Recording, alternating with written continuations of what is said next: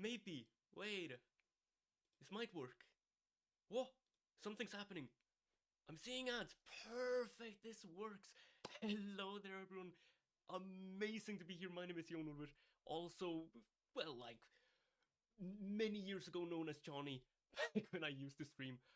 Okay, I just hope my microphone isn't too loud. That is an issue that I've had in the very, very, very long past. But I think, I mean, pretty much everything should be working. I think the cameras are all perfect, and we are starting pretty much any moment now. Let's see if I can even figure out how the chat works. Do I see all chats? I think so. Voila! Whew. Now, I thankfully this will solve so many like confusing thoughts of mine. Thankfully, both of the players I'll be commentating for are playing as black. Kostya and Matt, they're gonna be crushing their opponent. What? Kostya's playing some 2100 from Spain, who seems to have beaten a 1900 in the last round. And Matt, who played against the 1500 last round, is now playing up against the 1900. Well, I mean, that's honestly, all 1900s suck, so that's gonna be. It's gonna work out perfectly. I'm gonna quickly try unmuting myself just to make sure. Yes, okay. Seems like my audio should be relatively fine. But yeah, Maia Chess Festival, one of the biggest like streamer OTP chess events out there. This will be fun. Oh, we should be starting pretty much any moment now. I did. Oh, we have a move. Oh, we are starting any minute now. Voila! D4 on Kostya's board. This, love to see it. E4 openings, they all suck. They all suck. D4 is a beauty to see. However, I will admit, I don't really know pretty much any theory outside of the King's Indian. I'm also going to see if I can lower the chess.com sound at least by a bit. Let's see. Whoop. This should be fine, I think. There we go. Ooh, it seems manageable at least for now. I'm also gonna quickly check if I'm getting Kostya's channel to be live as well. Uh, let's see, where would his channel be? Do. Should be in the chess category, yeah? Surely. Oh, it's been such a long time since I looked at the chess or looked at the chess section of Twitch. I mean, to be honest, it's been a while since I just looked at Twitch in general. Um, let's see. I'm streaming to there. Beautiful. And that seems to be live as well. Perfect. I think everything's on mute. Yes. And we do. Oh, I love this. Love this. We do get a King's Indian in Kostya's game. This is such a beauty. Now, it does seem that Matt's opponent has still not arrived, which is honestly just perfect for me. Means that I get to focus on Kostya's game. And we do. Yo, hello, Ali. Hope you're having a wonderful day. An absolutely amazing day. No, this, okay, I've actually never, well, I have played against, like, sort of a symmetrical King's Indian slash, like, I don't know, a Catalan-ish response to the King's Indian, but never, ever thought that this would be, yeah, I mean, I don't know, never felt that I've had any problems against this line as black. Yeah, hello there, file to get. I I don't know how to pronounce that name. But yeah, hello there. Now, it seems that, I mean, I do know that Matt is on spot. As you can see on his camera, he was just walking by. His opponent still has not arrived. It seems that they've also not started the clock for some reason, but I'm sure we'll get to realize why in a moment. Um, but yeah, I mean, usually, like, when I've had this position, I mean, just go d6. But mostly just depends on what you've already prepped.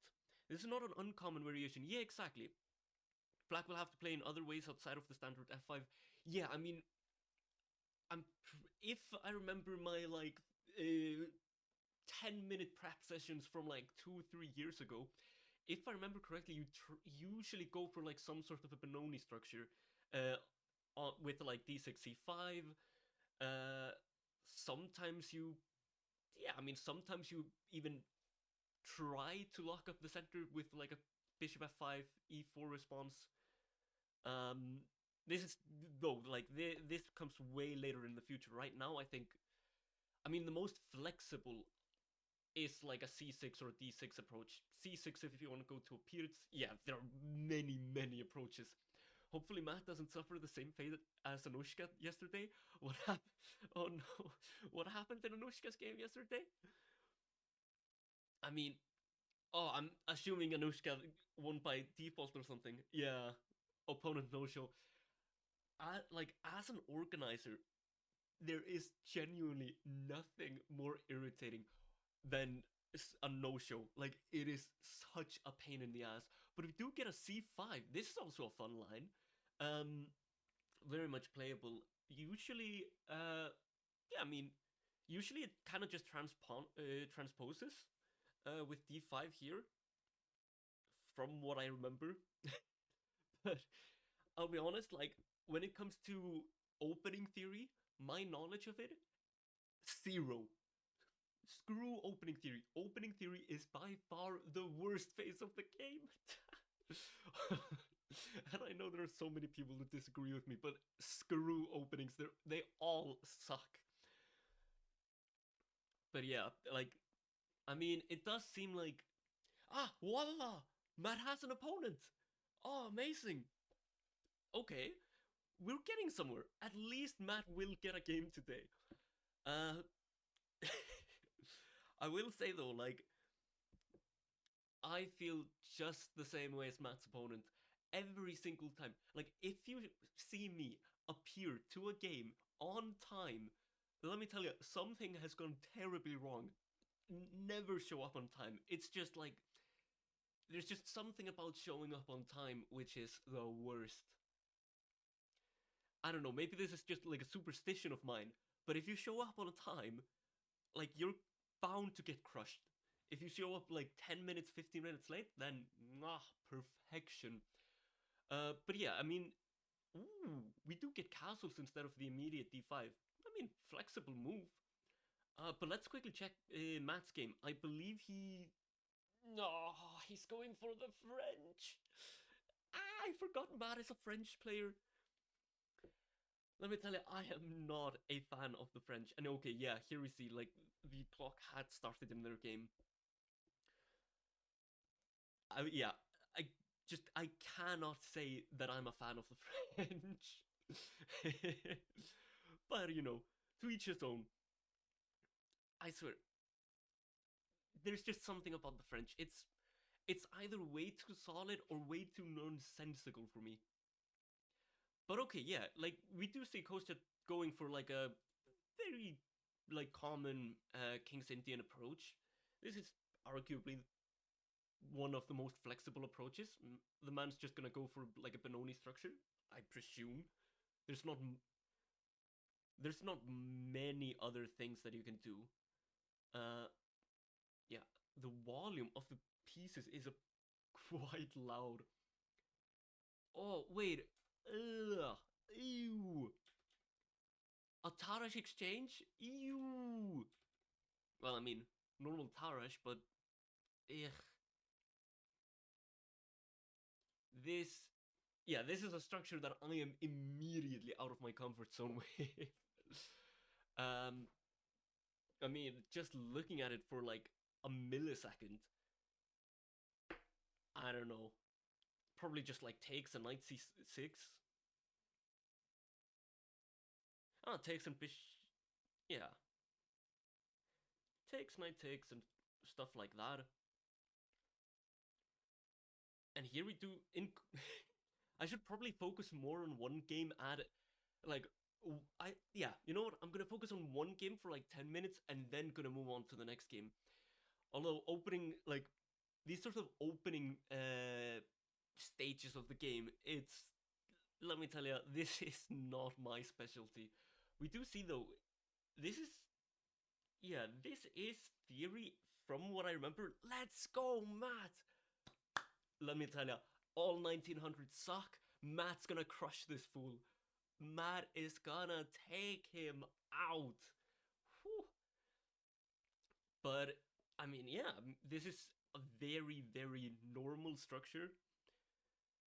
I believe in the past, Yugoslav variation probably is. I'll be honest. I don't know the names of any of these variations. I just remember, like, roughly what the structure looks like. And I think usually in these sorts of positions, I've usually gone for like a early rook e8 before eventually, like, yeah, yeah, like rook e8, try and get my pieces out, and then just a6, b5, smush the queen side. Absolutely, like, tickle the queen side as much as possible. But I mean, so far we're in very normal territory. E6, I believe, is also extremely normal territory. Hello there, Linux, and man with head of a dog. Hope you're having a brilliant day. I will be, yeah, like, I will be showing Matt's game in just a moment. But look, show a King's Indian game to a King's Indian player, I gotta focus on this for at least a millisecond. Millisecond and a half, even. But, yeah, I mean, e6, this... Yeah, this is... Wait, this is the main move in the Yugoslav, yeah? Going e6 here. And I think the response was something like Queen c2. Audio level seems really low. Ah, okay. Maybe you're wrong with the names. I mean, trust me, I won't be any more right. Wait, let me see. I should be able to pump up my microphone level a bit. I presume it's my microphone level you're talking about. I just have to remember which one of these knobs is my microphone level. Is it like this one? I think it's that one. Is the mic... I second that, have to run on 95% volume. Is this better? I like.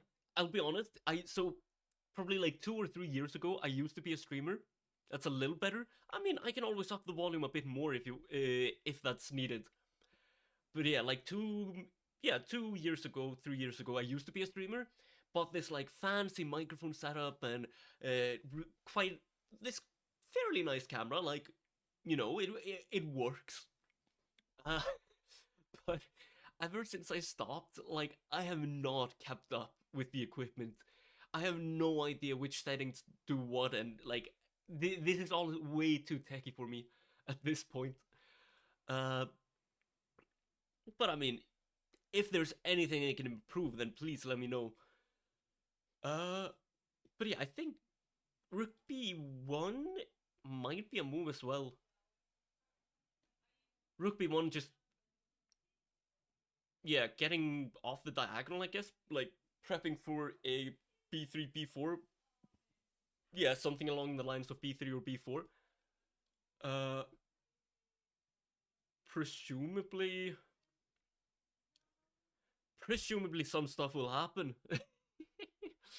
This is the opening phase of the game. Like, there are always so many moves that you can play, so much theory that you can accidentally walk into. Like, I can't say anything specific about this. But let's quickly check on Matt's game. If I go slightly further back, I mean, we do get a Tarash, which I've never really understood. I've never played the French from the black side, but from the white side, I used to play e4, and I hated every second of it when I played against the French. Jesus, like, the French, worst opening by far. No. But in Matt's case, it's gonna be the winning opening. I feel like I've seen this, like, knight gf3 structure before. Takes bishop c4. I mean, presumably you play like queen d6. Queen d7 also looks completely fine. Castles, very yeah, I mean, just very decent, normal developing moves. Like, this is great. Uh, Knight b3 looks good, targeting the pawn. Knight f6, development, so important. This is actually one thing. So, I do teach a ton of, like, kids from, yeah, I mean, roughly from, like, 1300 up until the, like, 1600s. And what tends to be the biggest mistake by far is always like there are those like one or two pieces that never get touched. Like those things will be sitting in a corner crying with no hopes or dreams for the entirety of the game. So just, get out the development. I love to see it. Hello there, Mr. Infinity. How are you? Hope you're having a brilliant day. Oh, this is, I mean, yeah, this is a lovely position. Now I just presume that one of the knights will take, exactly, knight b takes d4. And now it's just the question of, like, how you want to develop. Knight takes d4, knight takes d4. Like, this is bound to happen. You can't... Yeah, this will surely happen, and then it's just figuring out a way of, like, where you want to develop. The queen is quite white lost.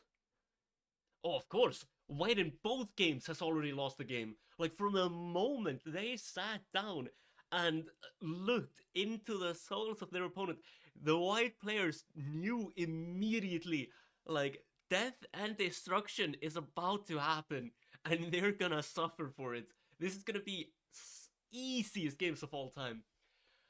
And I'll be honest, queen takes d4 does not fill me with confidence. This, yeah, this can't be. I mean, you're just giving black development. What is this? Let's go. Okay, look, Matt, it's already better off gates. Has to be. a6, a bit slow, but makes sense. Like b5 and bishop e7 will happen. You'll get, I guess, nice pressure against the white king, but now that you're down a pawn, no, now that you've traded queens, like, you're not really gonna go for any quick attacks. Uh, but I mean, yeah, like, black, to be honest, seems to have already gotten out of the opening phase in a wonderful position. I think I would have preferred seeing bishop c5 just developing before seeing a6, but to each his own. How many elo game? Elo game? I mean, so we're currently covering two games. We're covering the beautiful King's Indian game of Kostya, which, let me tell you, if you're ever searching for an opening with black, oh, the King's Indian, you can never go wrong with it. Even if you know none of the theory. Like, that's the beauty of the King's Indian. You don't know any theory, but so does your opponent. Your opponent knows nothing about what's gonna happen. It's just, like, intuition based, full on, like, aggression. You can well, it doesn't necessarily even have to be aggressive. You can play the King's Indian in a solid way, aggressive way, whatever way you want. It is the perfect opening. Hello there, Regina. Hope you're having a wonderful day. Let's see some of the moves. Yeah, like e6, rook b1. This we saw. Takes, makes sense. Pawn takes, and you know what? This, well, okay, just right from the start, this looks like very normal King's Indian theory. Bishop f5, this is what I was saying earlier. Like, there are so many times in the King's Indian where you kind of just dare white into closing the position. Here, white kind of has to play e4. There's no reason to do anything else. But the moment that white has played e4, suddenly these two knights, they won't be able to target your weak pawn on d6. That, which is so important in the King's Indian. These are like sneaky little bishop maneuvers. Seem to do absolutely nothing, but they really make a nuisance out of the position. Yeah, I mean, we'll definitely see like e4, probably bishop d7. Sometimes, like in e4 positions, like bishop d7 is usually the right move, but sometimes you can also play bishop g4. I'm not sure this is one of those positions. But yeah, I mean the problem usually with bishop g4 is that you kind of allow white this sort of pawn storm. You tend to be just wasting uh you tend to be just kind of wasting a tempo on this. But sometimes just locking up the structure and weakening white's king is so worth it. I presume if bishop g4 were to happen, like queen c2, and you'd have to figure out some way of, yeah, I mean, where, to be honest, like, where do you want your pieces to go? This doesn't quite feel like a position where bishop g4 works. If this is g4, g4, I am confused. uh, if you're talking about like round number, this is put queen c8. Wait, let's see. Queen c, like here, queen c2 and queen c8. I mean, this sometimes can be completely fine, but this bishop, to be honest, it's not an attacker. It's barely a defender. At least for now, it doesn't really defend anything. Like these two knights of white, they're stuck. They can't really do anything right now. So their job will be to defend the e pawn from the onslaught that it could face in the foreseeable future. This bishop really isn't important. The black's light squared bishop is in almost every case more worth it. But I mean, could be an interesting idea. I'm trying to think here.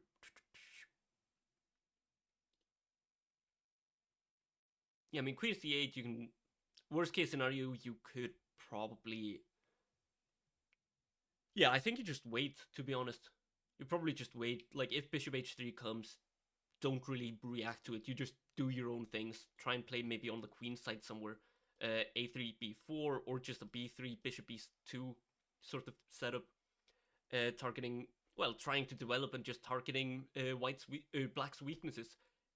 If you can somehow manage to target the d6 pawn, that's gonna be a beauty. That's gonna be a beauty right there. But let's see what has happened in the game. For some reason, white is hesitating with playing e4, which, I mean, e4 should be a relatively natural move. If white has any experience with playing against the King's Indian, then like you'll just know e4 is correct. But maybe there's some other things, like maybe he's wondering if he can play like knight e4, bishop g5 sort of things, trying to actually just use his development. That could be a thought. E4 is weak and can't move forward, though. Yeah, I mean, e4 will always be weak, but at the same time, pretty much all of your pieces will be defending it. Black is incapable of pushing enough, or like it. Yeah, black will be incapable of actually committing his army against the e4 pawn. It more just like changes the strategy of how white wants to play. White sometimes in the King's Indian wants to try and open up the position a little bit. Because at least in this position, like, let's be honest, like black's development is a bit questionable. White has the space advantage and will want to use it. So the question is just like, will white be able to commit to something on the king side? Change from the normal strategy over to like a, yeah, slightly more aggressive, try to get your pieces out kind of deal. Also, I mean, with e4, this bishop pretty much becomes, temporarily, it becomes worthless. If e4 is g4 and f3, g4 and f3 could happen. F3 is always a move you have to be hesitant about playing. If you're, I mean, if white manages to defend the d4 square with something, then f3 becomes an idea. But currently, like, black would probably be able to get his bishop out to d4 if you ever play f3, and that's now, like, in that position. I mean, I don't really know what, let's say, bishop d7. I mean, you're probably not playing f3 in this position, but just for the sake of fun, like, let's say f3. Not only do you get a really effective queenside, but at the same time, black might be able to poke some holes into the king's defenses. Now, something like queen c8 might eventually work. And all of these pieces are pretty much stuck on the queen side. You can't get them over to the king side in case of an attack. If bishop g4... Ah, if bishop g4, f3. Ah, now I understand. Here, f3? But then just bishop d7. You now forced white to commit to f3. And again, like, black's pieces... white's pieces, they're again fairly confined. They can't really do anything. Eventually, this might work if you manage to, like, figure out a way to push your center, but yeah, I mean, if you're able to create an f3 weakness, this is something that black will have to then plan around. I feel like some sort of b4 will usually be warranted, or some sort of b5 will usually be warranted in these positions. I don't actually know what white should play here. I mean, b3 would limit the scope of the knight. Now the knight is relatively trapped on a5. Also, it opens up for bishop e2. But then again, like, b5, you can start actually punishing the how stuck the queen side is on white side. Eventually, like, you'll be getting in b4. I'm just not sure what to do with this knight on a5. The knight is annoying me, let's be honest. Hello there, Kostya. No, hello there, 1800s. Let's go, Kostya. Let me tell you, Kostya is gonna make this Spanish guy wish he ate an empanada for breakfast, because this man will be starved to death. Oh, this game, it's gonna be an easy Kostya win. Easiest Kostya win of all time. Hello there, Tishan. You know, I've been relatively good. Besides being late for the morning rounds, I think you mean besides being late for literally every round possible. Last tournament I played, I think I was on time for like 2 rounds. And in both of those rounds, I got completely crushed. But to each his own. I mean, this is one thing I respect about Matt's opponent. Matt's opponent was late, and that's the one positive thing I'll give him. But Matt's opponent is also Spanish, so, you know, out with him. Can't play chess. Terrible. Horrible. Why can't try rerouting the d2 knight to c4? That's... It's a possibility, yeah. I mean, if we just go like bishop d7, the attempt could be there, but...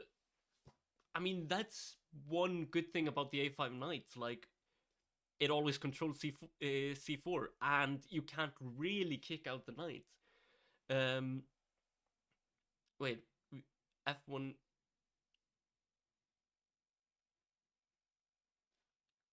f1 e3 c4.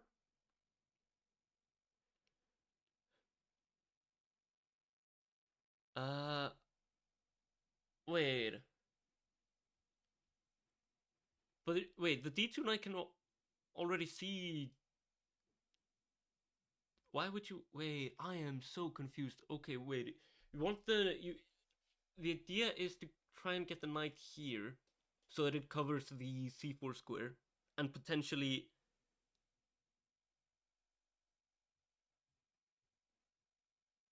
After controlling with a pawn break.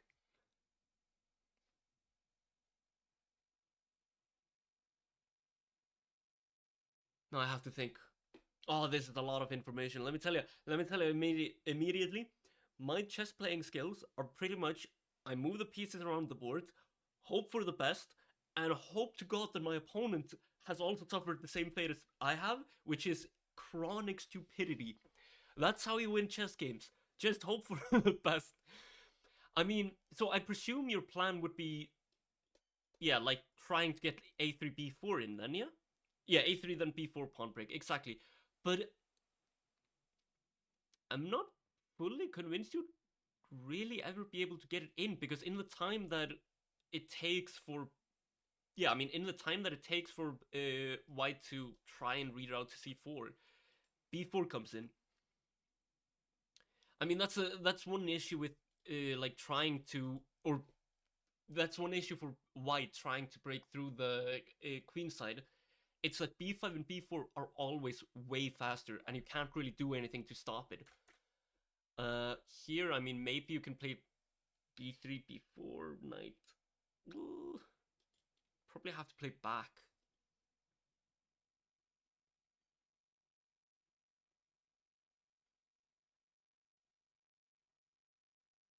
Yeah,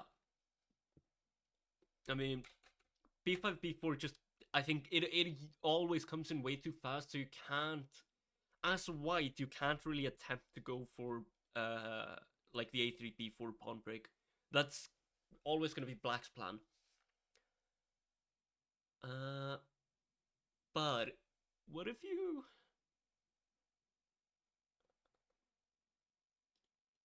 I mean, maybe you can go a3 immediately. Oh, that might be interesting. I mean, something like, yeah, I mean, let's say you play b5 here.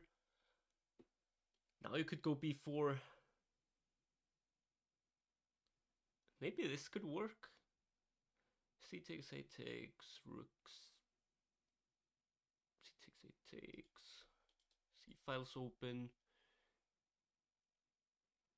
Yeah, I think. Hmm. Ah, this is such an interesting position. I think the problem here. I'm just trying to calculate it. Like, I think you can. Like, black will just gain a tempo of development along the C file. So, this is queen e2. Let's say. So, like, queen e2 before. Something like this to try and stop b4. I think you can just play a6 and then b5. And again, like, I don't. Like, it's gonna be very difficult to get pawn with knight.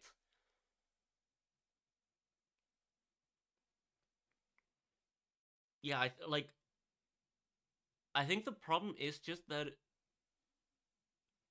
while white does have pretty much all of his pieces aligned with the queen side, the pawns currently are just a bit too strong. If you're able to trade the b, if you're pretty much just able to remove the b pawn in some way, or at least develop the rest of your pieces like b3, bishop e2, that might be worth it. I think, yeah, I think, like, okay, like we're still in the opening phase. We're still, well, at least white is still in the opening phase. Two pieces white hasn't touched. I think you just get, this is like a golden rule of chess. If there are too many ideas, too many possibilities, just get your pieces out there. Just like, mwah, get it, get them out as soon as humanly possible. Wait, we do have some moves. E4 bishop d7. So yeah, e4 bishop d7 did happen. A4 might be an interesting thought though.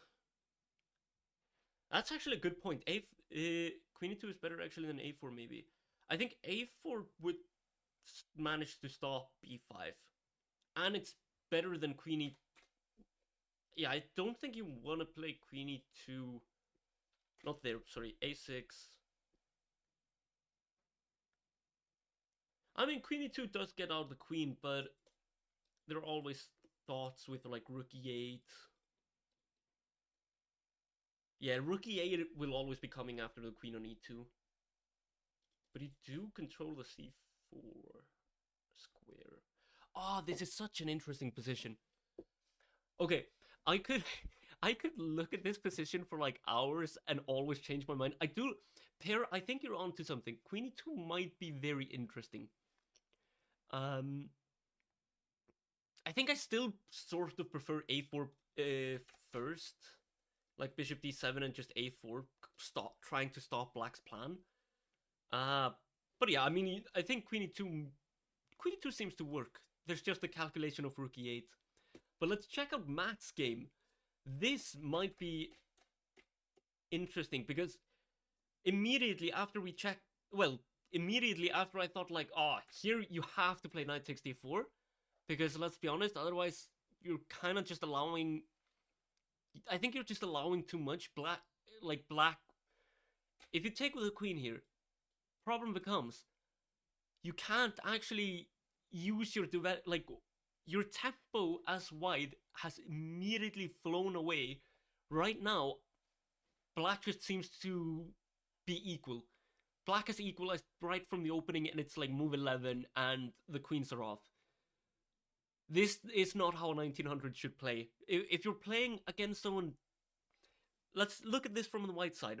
Like, at least for me, when I'm playing against someone who's lower rated than I am, I will never and never accept a position like this one where I don't know, it just feels like black has no problems whatsoever.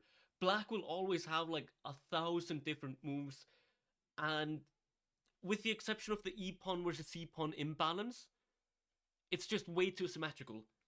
As long as black doesn't make make any insane moves, black will come out of this fine. And then, if white wants to avoid a draw, white is actually going to be the one who has to play like energetic and risky. And that's never a position you want to end up in.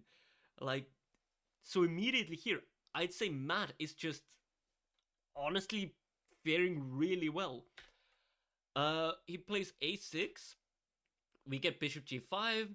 Here, I mean, just a simple bishop e7. Never mind. b5 gets played almost immediately. 94 for the center. Like here, 94. It could be fine. The problem is just like, where do you really go? I mean, rook e1 is an immediate thought. Knight b5. Like, in these calm positions, it is always very important that all of your pieces are doing a job. Every single piece of yours, at all times, must have something to do. Even if it's just the tiniest thing to do, make sure all your pieces are happy. Like, your pieces are gonna be like your friends. Like, if you don't invite them to the party, eventually they'll get pretty fucking pissed at you. So like, you kind of gotta get the friends together, get a party going, like buy a couple of shots of vodka or something. Like, have fun. Um, but yeah, I think 94 it's an interesting move, but I think it's a bit too early to go for it. Right now, we're still in the opening phase of the game. Even if queens have been traded and like half the pieces have been traded, only one side has castled. Matt doesn't have much to do to actually develop, but yeah, we see him play a6, bishop g5. I would have just said bishop e7, castle, use your pieces, use your time. You like yeah, you should be able to do this. But instead we get b5, which is, spicy. You want to get bishop b7. It's the only way for your bishop to develop, so you are still continuing with development. I don't know, like, I think bishop d3 might be a move. Bishop d3 or bishop e2. I mean, bishop e3, your bishop is just staring into nothingness. You want your bishop to actually do something, so just like go bishop d3 here. I think. Dojo for the win. Let's go, Kostya. Man is about to destroy his opponent. It'll be beautiful. But we see b5, which, it's a move. Bishop goes back to e2, like it, trying to control the f3 square. Very nice. Bishop e7. And now probably like white should just get out his rooks. Yeah, I mean, like rook fd1, rook ac1, use the c pawn, something like this. Yeah, I think this has to be quite nice, and then just get your pieces out. Bishop e7, castles. And I think white should be in rather decent shape, like something like this. Black will be in decent shape, white will be in decent shape. This is a game that could take a while. It's just a question of if Matt remembers to always continue his development. Development is such a beauty. It's like a mwah. Always develop. Yeah, I don't think while they're in the opening, there's not really any like long-term plans here. You can't really look at this position too deeply. I think it's just like rook fd1, try and get your pieces out. Well, yeah, rook fd1, rook cd1, or rook ac1. Either c3 or c4 eventually. a4 could all... Ooh. Actually, wait, let me see. Bishop e7, a4 could be an interesting move.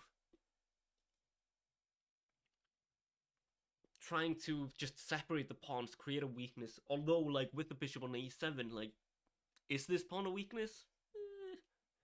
It's debatable.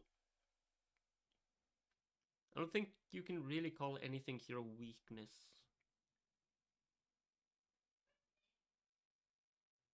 Yeah, I think white's position will be stable for a long time, and black can't really make any mistakes. Rook 81. Oh, the wrong rook. The wrong rook enters the game. Is it the wrong rook? I mean, this is the annoyance. This is the nuisance of like queenless and middle games.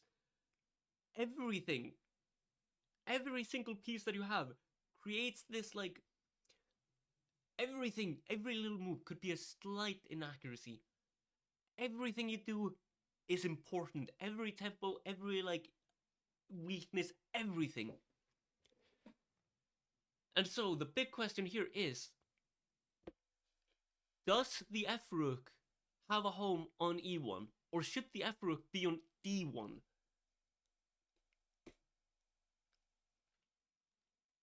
I mean, I think either way, like, just play bishop e7, protect your pawn structure, threaten the trade of bishops eventually. Maybe you castle, maybe you, like, go 95 and try and get them to trade. Glenge! You prefer to spend 30 minutes thinking about which rook to move? That's the spirit. A true chess player just entered the chat. A real chess player. And the best thing is, you spend 30 minutes thinking about which rook to move, and then you move neither rook. You find something else that absolutely doesn't work, and enjoy the suffering that's about to commence. This is the true chess spirit. How are you, Glenn? Hope you're having a beautiful day. That is the way. That is the way of a chess player. Oh, always so beautiful. What? I have to mute my phone. That's always fun. Wait, how do I mute phones? Yo, I'm not a tech expert. Please. There we go. You know, one thing that I've like gotten really annoyed by. So, I am like I am an international arbiter. It's the like highest arbiter title within FIDE. And one of my jobs is usually to make sure, that nobody has a phone on them and that all phones are shut the fuck up. Or shut the hell off. Every phone, off with them, off with their heads. But, back when I was a kid, all you had to do to like shut off a phone was you held down the power button and pressed the power off sign. Or even better, you just held down the power button and the phone shut off. That was the golden age of technology. No.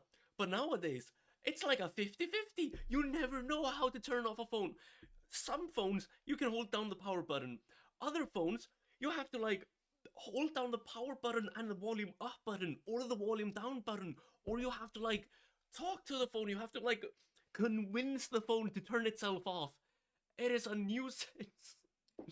Technology is getting way too far. Just getting back into chess after like a year-long break. How am I doing? Oh, let's be honest. Getting back into chess, it's a mistake. Never play chess. Worst game of all time. Personally, I'm doing quite well. My chess ability is terrible, as always. Who's our host today? Hello there, Skipix. My name is Johnny. About like, I don't know, 2, maybe 3 years ago, I used to be a streamer. Like chess.com, whatever, partner streamer, something. But then I realized that I'm not really a online sort of player. I love playing OTP. So eventually I quit. I started studying the bestest host. That's even better. But yeah, eventually I stopped streaming. I became an international arbiter. I'm a fair play expert. I'm an organizer of the Richten Cup tournament, if you know what that is. I am the board member and tournament director for one of the largest youth clubs in Sweden. I am also the youth director of one of the richest clubs in Sweden. And I'm, in general, like, the best description of me is I am a moron. That's it. I am the most hallucinatory chess player you will ever see. That's me. Even better, you could take off the better. True. Oh, Kombu, I love you. So true. You could remember a time where you could just like pop off the lid of the phone. We'll never get that. Pop off the lid, take out the phones. There were even those like LG phones with their like modules where you could actually like LG.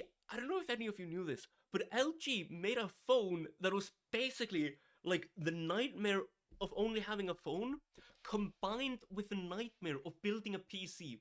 They had these like little modules where you could install extra stuff on your phone, but you actually had to buy the extra stuff from LG. It was like LG was manifesting as much as possible to become Apple. They really like, they had a dream and they followed it. I've been gaining rating though. Have I really? I mean, I've been gaining rating. I'm gaining like 3 or 4 elo per month, which is nothing. I'm not going down in rating at least. But then again, I'm not winning any games either. Well, I'm not losing any games as well. What, like this year I've drawn like 14 games, won 11, and drawn 13 games, won 11, and like lost, I don't know, 6 games? But how do you win in chess? That's the big question. How do you win? That is the question that every chess player will always suffer from. There is no way to win. It's the worst. And if you accept draws, then I don't want to hear it. Draws are the worst result in chess. Like, if you win, that's amazing. If you lose, you know, too bad. But at least you can learn something from the loss. If you draw, what was even the point of showing up? Like, nah. But we see Bishop E7. Mwah. Love you, Matt. Love you, Matt. You spent 7 minutes on this, but mwah. This is the way. Keep that pawn structure. Keep your E-pawn. And just get your pieces out as fast as possible. Let's check out Kostya's game. What happened? Have I not turned off all of this stuff? Wait. Okay, I don't know why the mistake sign is appearing. I thought I turned off all analysis, but I guess chess.com wants to be special.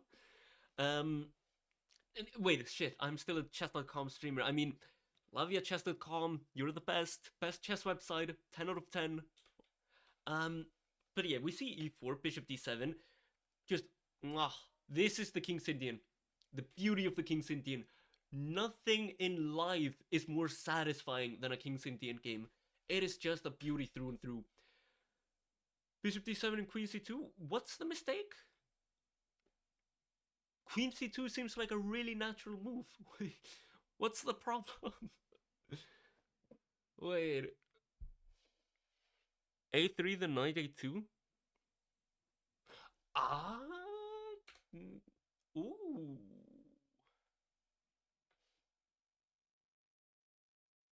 Ooh, actually, that's an interesting idea. You could, yeah. Seems like Matt is capturing a bunch of pieces. Okay, a3. I mean, let's just go with the like common tried and tested b5. Do you have time to play knight a2 here?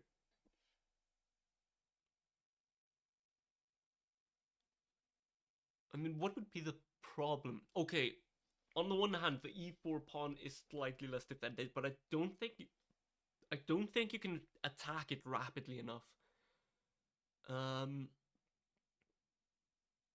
Yeah, like originally I was thinking about rook e8, but I don't think rook e8 really does too much. Well, I mean, you are preventing e5 with rook e8, so maybe rook e8 is effective. The idea here is b4. Is there anything you could do to stop b4?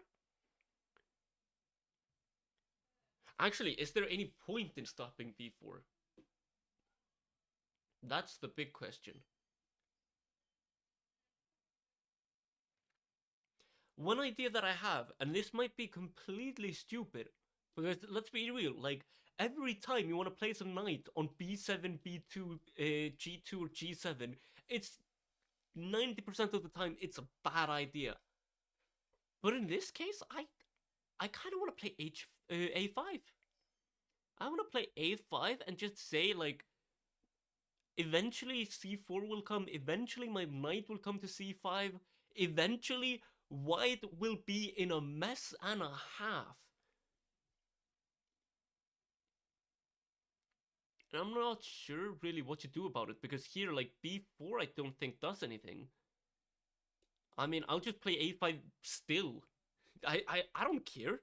You wanna come at me? Like, just play a5. And now, like, this structure is way too solid.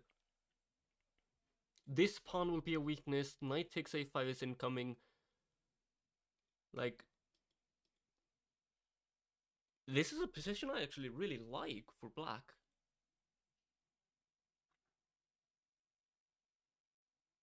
Maybe it works. I don't know. I honestly don't know.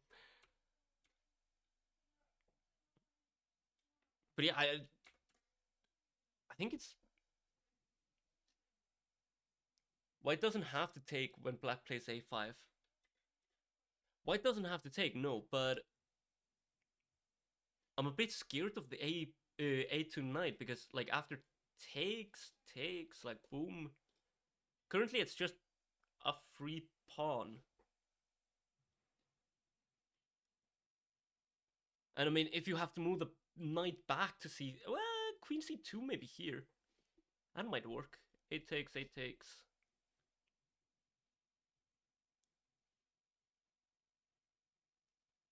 This could be an interesting position. Something just... Maybe it's just me. Just something doesn't feel right here. Like, if I was playing over the board as black, and I saw this position in front of me, like, my senses would be tingling. There's always a potential of something, like the bishop coming to f5 in the future. Suddenly, black's pieces can actually get quite active, like rook e8 and rook a8. Like, both of these rooks are really active. Yeah, the bishop short term isn't doing much, but, well, it's defending b5, but quite quickly it could do a job. The only piece that I'm slightly worried about is the b7 knight, Cleon, hello there, hello. Big fan? I'm an even bigger fan of you. Oh, black has knight takes d5 and then bishop f5. Almost, almost. The problem here is, like, after bishop f5, you can always block. It's... Right now, it doesn't work. But it is, I mean, it's an idea. This is one thing that I think not enough chess players think about. And this is the part of why I say, like, I am a hallucinatory player. Like, I will hallucinate everything. One of the biggest strengths a chess player could have in order to try and pressure their opponent is having the ability to hallucinate literally every tactic in the world. If you can hallucinate something into existence, if you know roughly where the mistakes can happen, then you can try and follow that path. For example, we know that bishop f5 could be an idea. So, we can maybe try and play around it. How do we make bishop f5 work? Okay, right now, we have nothing to force the issue. But let's say rook e8, you know? Rook e8. Now, if we get the bishop to f5 and this knight has moved somewhere, maybe we can actually win something. Let's say, I don't know, like, white just plays back. Maybe here knight takes d5 works. Takes, bishop f5. And now bishop d4 doesn't work. Wait, does it work? Takes, knight takes. Oh wait, here you just take the rook. Never mind. Okay, in this case it worked because of my, like, waiting move. But what other waiting move do we have? Yeah, I mean, you can always try and imagine that the tactic work, and eventually it actually might work.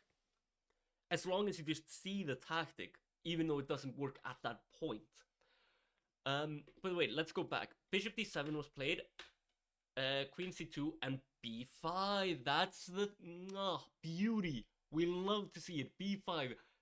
Be a bit aggressive. Try and take advantage of the position.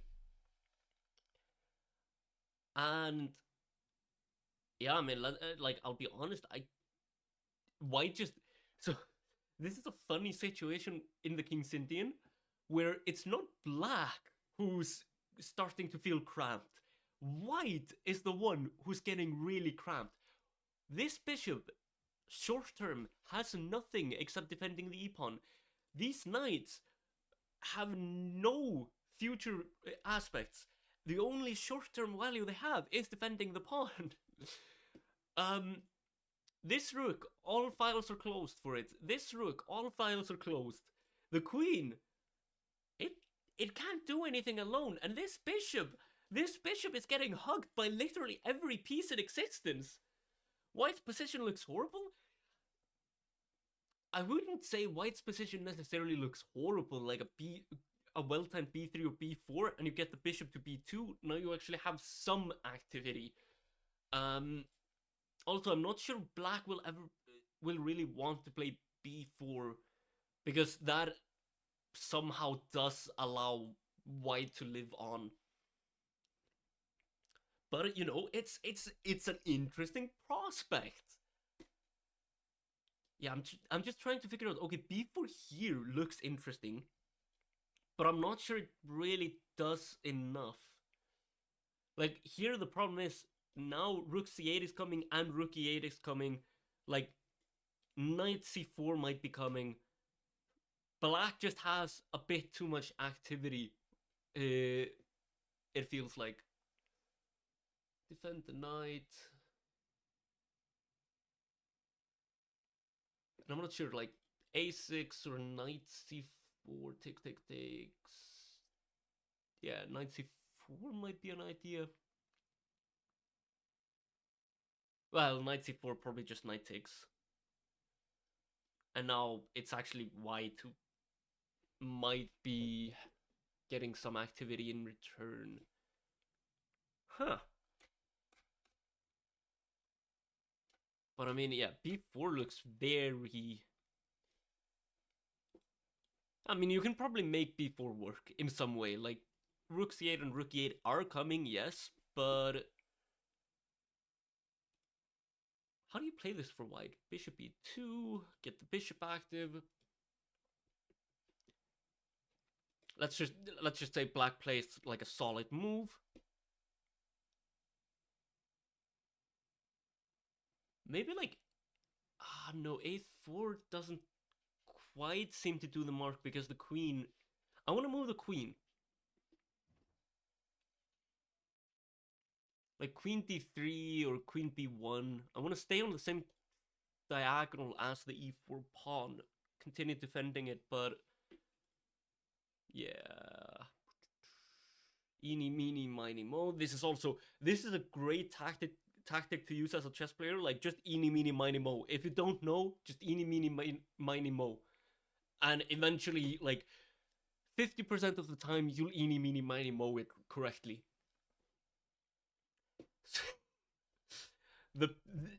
Like you're actually learning valuable chess information here somehow.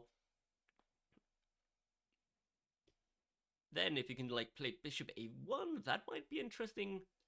Try and eventually target a4. Okay, I mean, yeah, like the analysis of this position is essentially just black has activity, but it's not definitive. You can't really figure out an immediate way to win this. White should play f4 e5 at some point. Yes, that is an idea for white. Although the big question is just when is it actually appropriate to play f4 f5? I mean, in this position, you are defending d4. But you're not defending the entire diagonal, which is what I'm worried about. Like, if you were to play, okay, let's just say, I don't know, black plays rook e8. That's a solid move. If you were to play f4 here, queen b6 is coming. Voila, king h1. Now the king is awkward, and the queen has a nice spot, you know. Queen is starting to infiltrate, so you can't play it immediately. You feel like the eeny, meeny, miny, mo was a troll? No. Let me tell you, the eeny, meeny, miny, mo, it's a big trick. Like, grandmasters won't tell you, but whenever grandmasters make a move that you don't understand, 90% of the time, they just eeny, meeny, miny, mo it. They're like, the only... This is the secret. Like, oh, you remember those old, like, ads, like, doctors don't want you to know, but like here are like 10 health secrets, something like that, and like it was always a virus. Yeah, that's the eeny, meeny, miny, mo. You didn't see that queen b6 check, then knight g4. Oh, knight g4 is also nice. Like, my first idea was queen e3, but knight g4 might actually be stronger. Yeah, I mean, now you have to actually defend against this knight d1.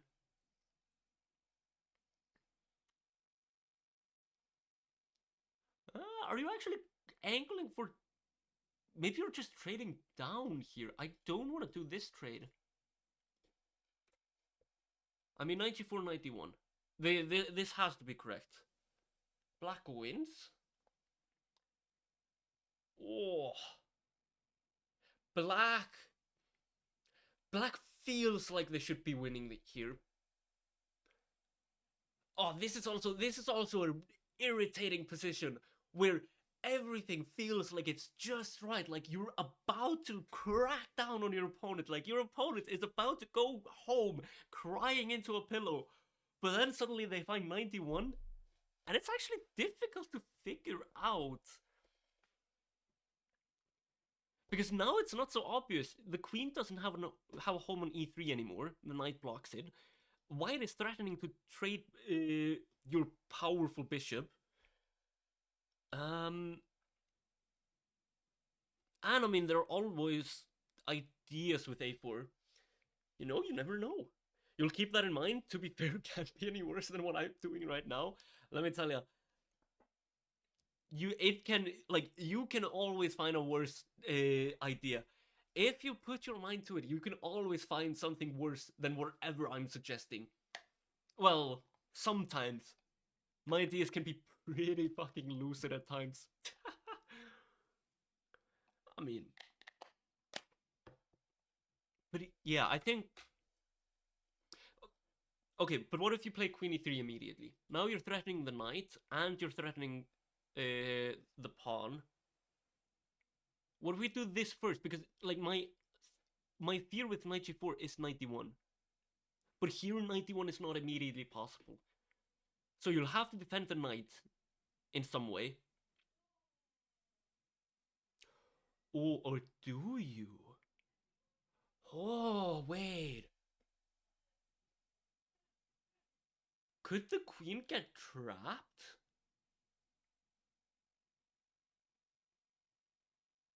Wait. Mind looking at how Kostya is doing? This is Kostya's game, but I'll see like where he is in just a moment. Wait, is Rookie 2?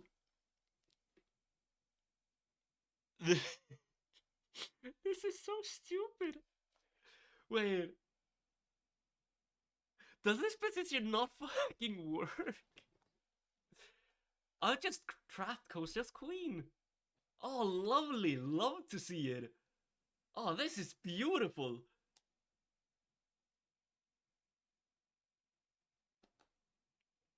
I mean, in all fairness, you do get 3 pieces for the queen if you do this. Oh, this is so... This is the stupidest thing I've ever seen. I think I've just trapped Kostya's queen. But I mean, at least, yeah, like he does have 3 pieces for the queen. And to be honest, white is having a bit of difficulties defending everything. I mean, knight takes d5 is incoming, so you have to be scared of that. Wait, is black actually better in this position? Oh, this is so stupid. I hate this. Yeah, okay, you know what? I can't do this anymore. Let's see how Kostya's doing. So, yeah, Kostya played b5. We'll love to see it. And his opponent played b3. Yeah, okay. I mean, this is... Yeah, no, we looked at b4. Okay, b3 is something we haven't looked at. Oh, the ideas are flowing all around us. Oh, this is so fun. But yeah, I mean, I think here like just rook e8, put some pressure on your opponent, develop your pieces. It doesn't feel like you ever really want to play b4. White's trying to play a4, you think?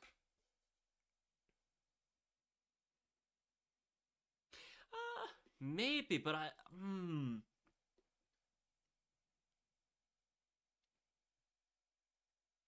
No, I think b3 is mainly just to stabilize the c4 point. a4, there's always a risk of taking. Oh, maybe. Wait, okay, let's just say black plays rook e8. It's just a safe, normal, natural move. And let's look at a4. So, in this position, what happens now if you just play, like, b4? Where do you want the knight? I mean, if you go back to a2, nothing happens. Like, this knight is just terrible on a2. If you go to d1, I mean, you want your bishop on... Oh, d1, knight b2, knight c4?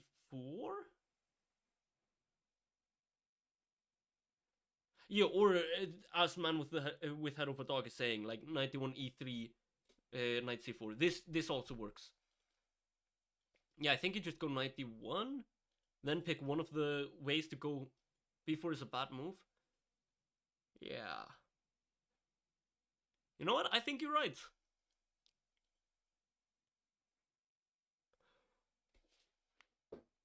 Or are you? Wait, what You do have a pawn break with c4.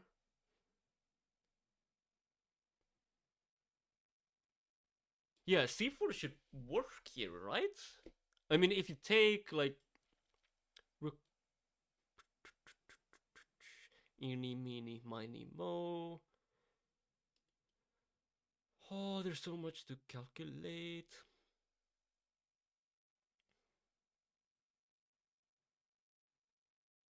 I mean, you're always gaining your pawn back, I think. But maybe this actually allows white to get their pieces out. So yeah, no, c4, I think man with head of a dog is right. Like, b4 is a bad move. Even with c4, yes, like, okay, b3 is a possibility. Rook c8 and rook b8 are, I think, both moves. Well, rook c8, rook takes b4, so rook b8. My head aches.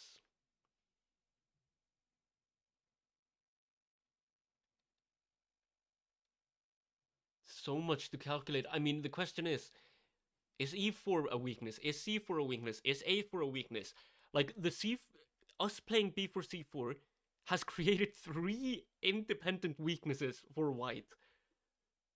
This almost always means there can easily be some tactics involved. But then again, white is up a pawn in this version, so maybe it's just, yeah, no, this has to just be bullshit. Let's say takes instead. Takes. And now, yeah, now we eeny, meeny, miny, mo. Like, one of rook b8 and rook c8 are good. I mean, the rook on f1 is bad, so I want to go rook b8. But then you go knight b5. And then I'm sad.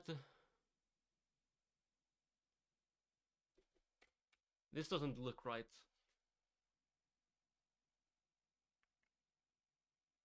Yeah, no, okay, never mind. Yeah, b4 is just bad. A takes b4 doesn't seem to be it. Maybe a4 is interesting. But then again, you could just play a6 and chill. Queen knight e3, queen e8. Queen e8 is always an option. I think the rook will always have a home on e8, but yeah, queen e8, you do pressure a4, which is the good news. But here, what if you just develop? Bishop e2.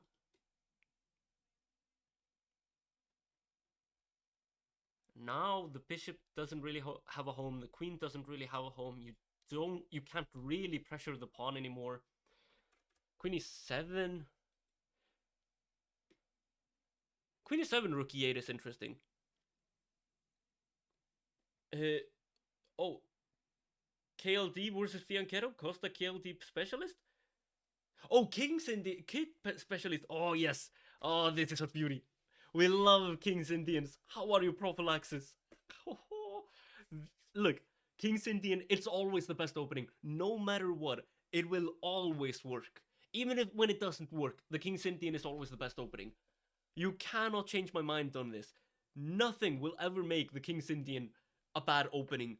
Screw, well, even if I remember correctly, like, even engines can't really break through the King's Indian. So, we love the King's Indian. Every single time. Every single one of you should be playing the King's Indian. That is just a fact. Does Kostya's opponent not like being at the board? Who does like being at the board? Let's be honest. Oh, there. No, it doesn't seem like that. I mean, I'm trying to think. I mean, there are some people who are good enough at visualization that, like, sitting in a chair the entire game, it just feels wrong. So I guess Kostya's opponent is probably just like that. Oh, did we lose Matt's signal? Wait, Matt, come back! Where's Matt's video? Has it been off for long?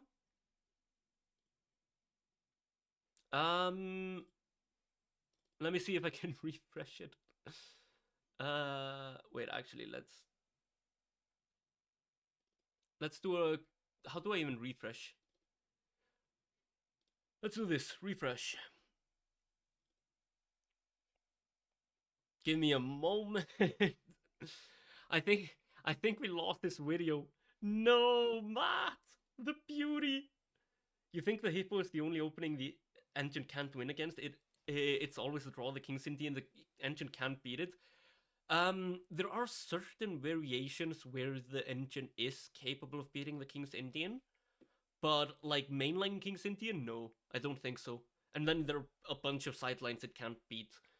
Um, but then again, like when you see engine championships, like they usually pick slightly offbeat lines.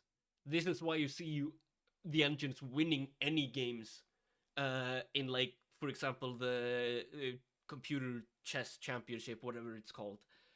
Uh, yeah, like usually it's because the openings they pick are off base. Um, but yeah, the Hippo.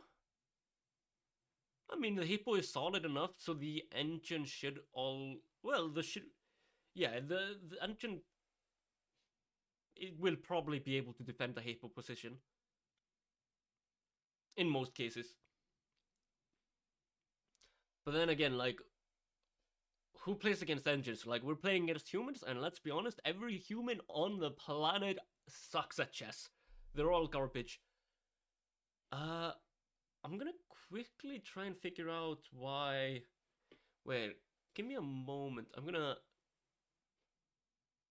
Yeah, I think Matt's like internet signal just went down because I can't see his video at all anymore. Okay, I mean, happens. Hopefully we get him back, but that might take a moment. Um, oh, we do get okay. B3 rook e8. Yeah, just punish the pawn. Play a King's Indian. Let's. I want to check out Matt's game real quick because yeah, a lot has happened since then. And as I suspected, this very much looks like he played bishop d7, and then he played knight d5, takes, knight d5, takes, and then he's just developing his rooks. This looks like how you're supposed to play this. I think, honestly, it feels like Matt is just better. So let's see, I think, yeah, last time I looked at Matt's position, we looked at the position where he had just played bishop e7, amazing. Bishop f3, take it, beautiful, takes back, and now, yeah, here he played knight d5, which just looks really solid, to be honest. Maybe you could throw in rook c8 just before that, like target the pawn and just develop with tempo. But to be honest, knight d5, blocking your opponent's rook, takes. This, I mean, Matt just has to be better here, yeah? You think he is? Knight b6, c4 seems good. Ooh, yes. Yeah, I mean, Matt is just better. c3 is played, of course. Very natural. Rook d8. And yeah, this is what I was saying earlier. Like, the a rook, it shouldn't have been moved to the d file. There are two jobs this rook should have had, and both involve pawn breaks. This rook should have either remained on a1 or on c1 to prepare for either a c4 break or an a4 break, preferably an a4 break. But now, like, the rook on e1 doesn't have a home. So, rook d6, rook d2, rook 8 d8, and I presume rook e d1, yeah? Yeah. Um, yeah, I mean, if Matt wants a really simple game, just knight b6. Knight b6, and Matt is just comfortably better. He's threatening knight a4.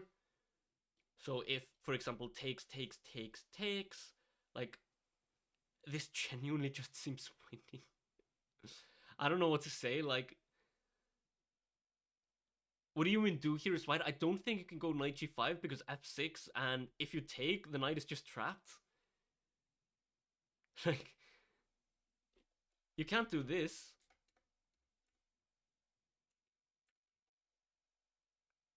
Well, knight g5, f6, maybe knight e4. But then the king comes in, like, so you can't, you surely can't trade both the rooks. Like, black just has too stable of a position, and the pawns on the queen side are way too weak. Uh, what else can you play?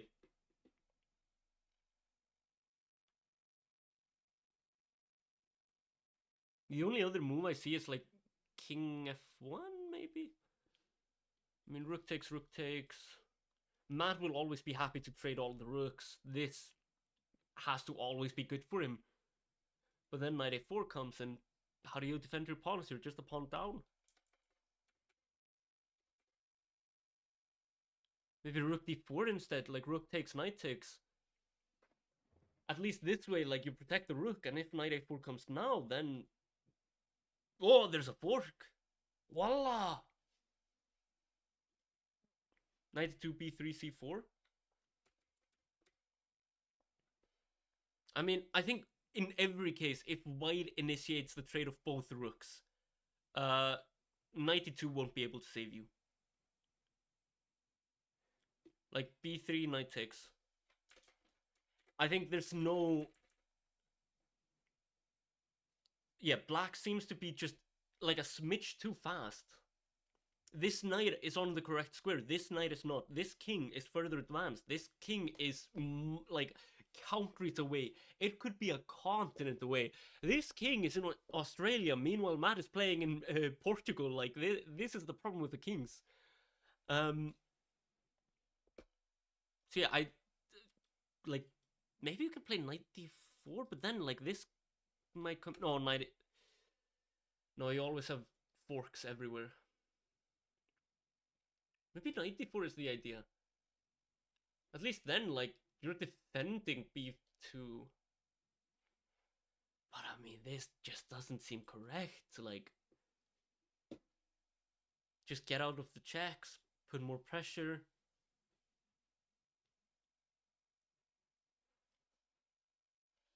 And then, I don't know, like, get out of the way. Oh, I'm tired. Get out of the way?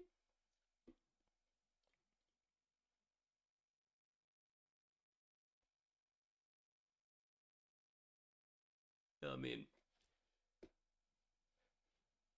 this seems doable, but then there are so many threats, like knight c4, like, where does the rook go? Do you really want the rook on c2? Like, this just doesn't look great, to be honest. Okay, I'm gonna quickly hide the Matt camera because Matt camera is currently down for the count. Seems like Matt has just died. Let me see though if I can find the video again so that hopefully in the future I'll know.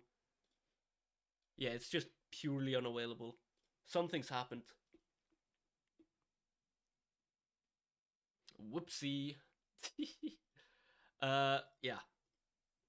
It would appear that Matt just doesn't exist anymore.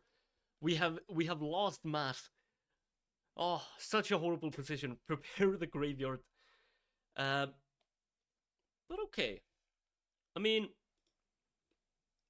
so far, like, just as long as Matt plays knight b6, I think he's good, right? We can check back on Kostya's position. Like, Matt's position looks good. Don't get me wrong, but there just isn't too much to analyze here. It's so you have to go so deep into the moves, and even then, like, White just seems to be struggling. There's nothing for him. Meanwhile, oh, the King's Indian. Mwah, mwah. Everybody loves a good King's Indian. Yeah, let's see. We had just seen Rook E8, which I love.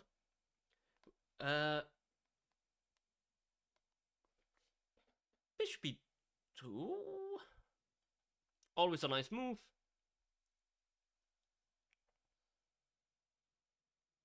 Then it's just kind of a question like, what does Kostya want? I mean, both players are really equal on time.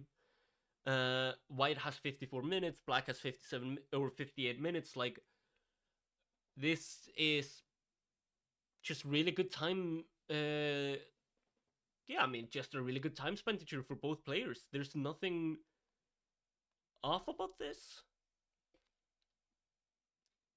The main question is just like, how do you proceed from here? What is your plan as black? And that is the difficult question.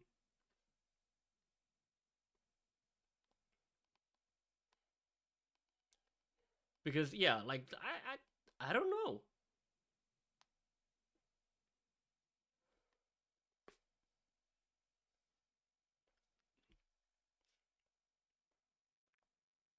black can play knight g4, then knight e5.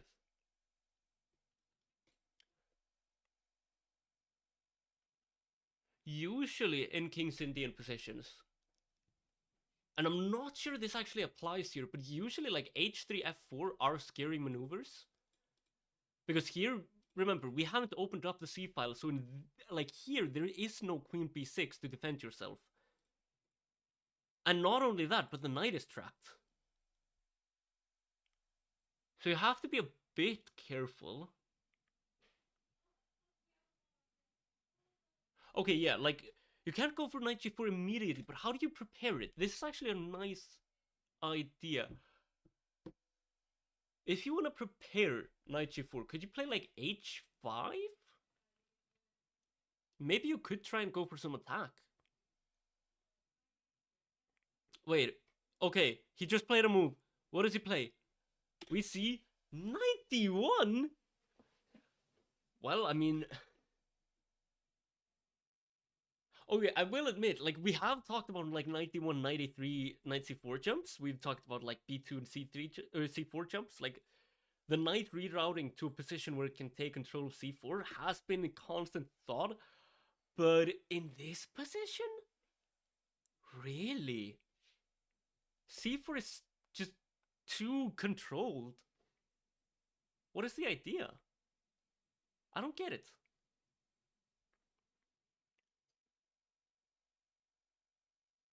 Huh.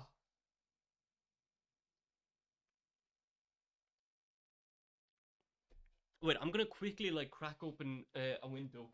It's getting really warm in here.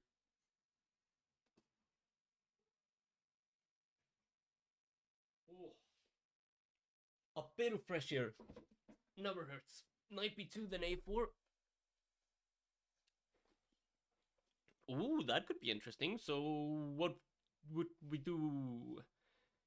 We don't really want to play b4 because then knight c4 is just completely out in the open. That doesn't seem correct. Well, let me just quickly write one thing. Um.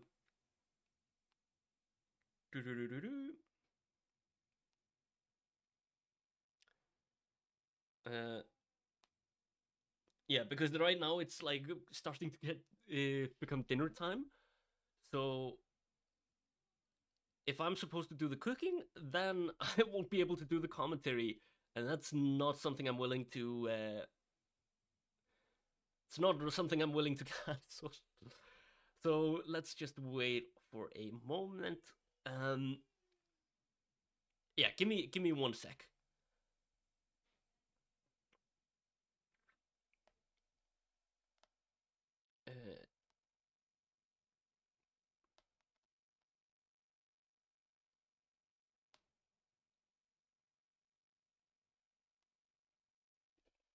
There we are. Okay. I mean, okay. We have now we have a solid idea for white. How do we protect the idea while also developing our own pieces? I mean, okay, if the threat is the knight coming to b2, could we move this knight away and then threaten to trade? Probably not, yeah? Like, knight g4 still doesn't work. h3, f4. Could we make it work? Could we try and open up space for the knight? That doesn't seem possible.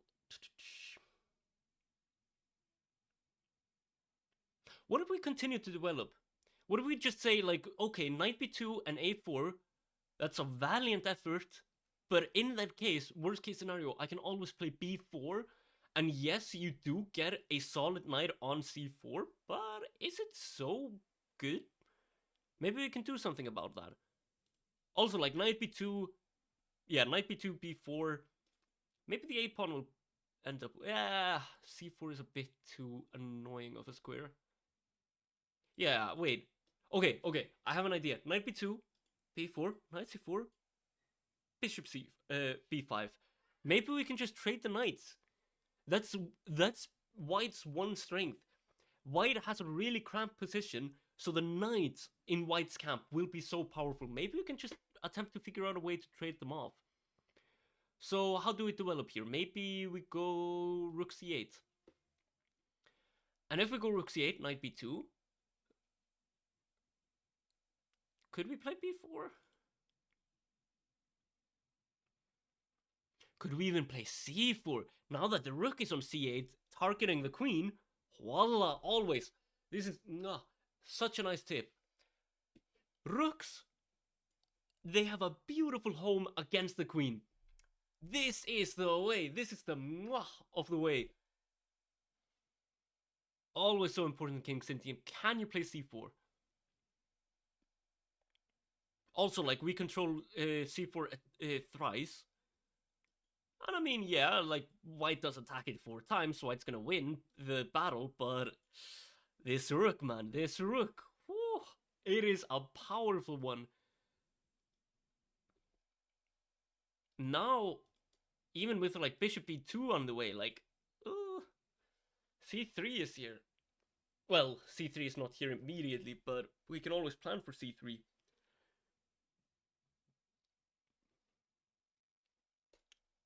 The pawn on a2 is also a slight weakness. Yeah, maybe this is actually quite nice, like... Wait, even if you don't play rook c8, can you still play c4? Would you still be able to play c4 and just say, like, this is a beautiful position, I have all the activity on the queen side, you have none of the activity on the queen side. Can we just claim that the pawn doesn't matter at all? Like, your activity will always be such dog shit. Like, here we could play b takes, or we could play rook c8, smooch, in between move. Everything is under attack, but we have the queen. We have the queen. Oh. And what do you do now? What do you do now? You cry. That's what you do. Knight d3 probably, or knight b2. Eeny, meeny, miny, mo. Yeah, both have their... probably knight e3. Bishop belongs on b2. Bishop always belongs on b2. So here, knight d3. And I mean, I think it just waits. It takes... Don't really want to go knight takes, because now, like, things are coming after you. This is actually such a beautiful position. I love this. Yeah, here you're just winning material. Aren't you?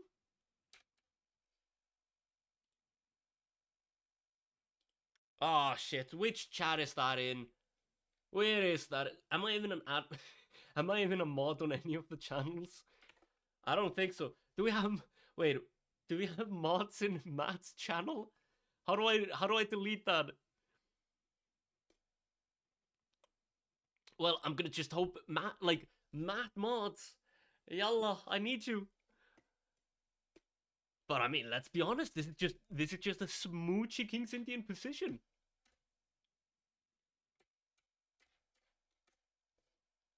c4 is an idea here.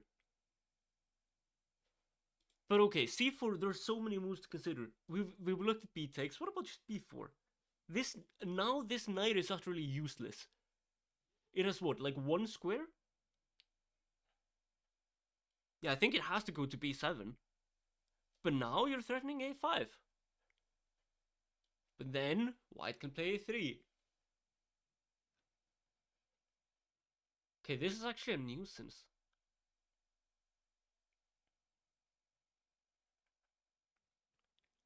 Baram.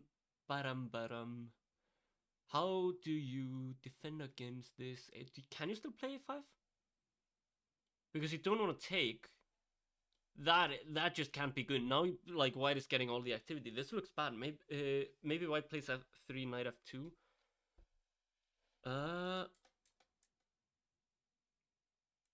Yeah.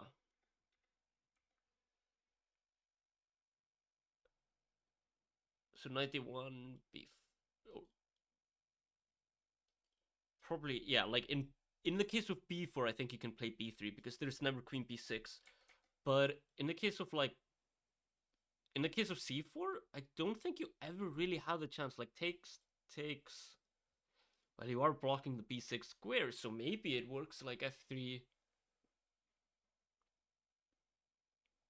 No, but like even if like in okay, I'm assuming this is the position you were talking about. Even here, like f3 knight f2, the knight doesn't really have a home on f2.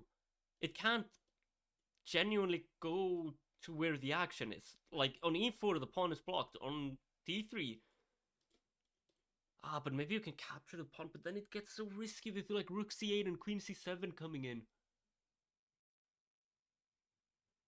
I feel like Kostya's just like slowly but surely like crushing his opponent, really putting in his hands in the throat and just like popping him up. You don't think people should attribute too much significance to engine performance against certain openings unless they result in decisive advantages? Because usually the engines are able to find incredibly complex resources against practical human moves. Or, in the wise words of myself, like most of the time, screw the engine. The engine sucks. All of its moves are dog shit. But I mean, honestly, Arsenal, yeah, I think you're right to an extent. Uh, uh, like the engines, I like using the engine to like. Well, I like analyzing with the engines like after my own games. When I play a game, and then like after the game, I analyze. Like, I'll happily use the engines, and I'll happily use like engine games to kind of show me where I went wrong.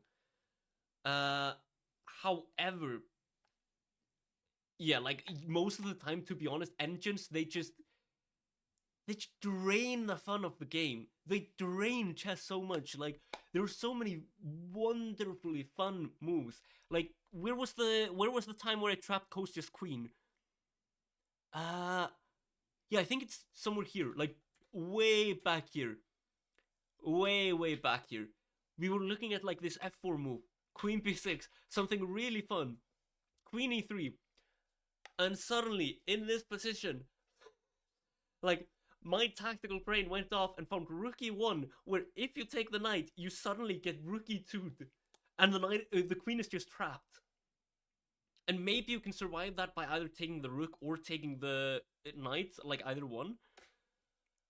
But then if we were to turn on the engine in this position, like, okay, you do have 2 pieces for the queen, or 3 pieces for the queen in this, but the engine would drain all mystery and all fun out of this position. This is a position that just reeks of entertainment.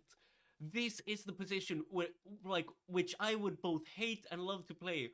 But then I turn the engine on, and it would probably say like white has a winning advantage, or black has a winning advantage, or whatever. I don't understand this position, but it just like sucks the fun and the mystery out of the game.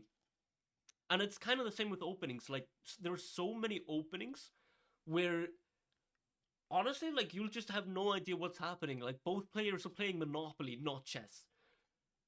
But then the moment you turn on the engine, like okay, the engine just tells you, oh, this all works. And against an engine, yeah, all of those moves work. Against the human will play like the third or the fourth or the fifth best move. And once you're down that line, like I'm going off a rant. I'm going on a rant. I don't even think I understand what I was just saying. Anyways, making a like long story short, fuck engines. What happened? Wait, we saw 91 and rook c8. Okay.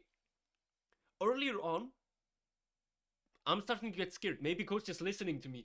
Earlier on, I just said like, okay, in the case we don't know what we're doing, just rook e8, rook c8. Common, normal, developing moves. And his opponent has played a move, which was 93. How do I turn the mistake thing off? I don't want to see this. I've turned off all analysis. Okay. Yeah, I think this is something to do with like events. Wait. Oh, they're an incredibly valuable resource. What you meant more was you don't think the result of engine versus engine games. Oh, that is absolutely true as well. That certain openings are bad. For example, the Benoni is detested by the engine. It's like, I mean, the Benoni deserves some rent-free space in an engine's like programming. Like Benoni is the stupidest, most fun opening of all time. I never play it, but it's so fun to look at. But it's so complicated and concrete for humans. Yeah, exactly. That there are nearly always the resources that create tunnels humans cannot calculate in their entirety. Although, who knows? That might be why you can't progress past 2300. I mean, let me tell you, like, openings are the reason why I can't progress past 2000 even. Like, openings are the scourge of my existence. I have no idea what's happening in them, and I am happy that way. Fuck the engines. Engine doesn't know anything.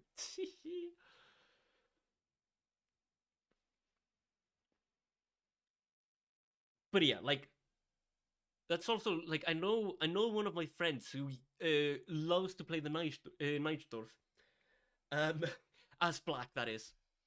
Uh, he absolutely adores the Nightdorf. However, there is so much like engine theory behind the Nightdorf. It is so like technical and specific that every single time, like like two moves after a6 is played, half the time he's just out of theory immediately, and then like there's always that one kid you play against who has memorized like the entire database. Like he has gone through like 20 moves of every single like every one of the thousands of lines in the Nightdorf, and somehow just completely crushes him. But then the magical thing happens, and this is why you can't rely on engine support too much.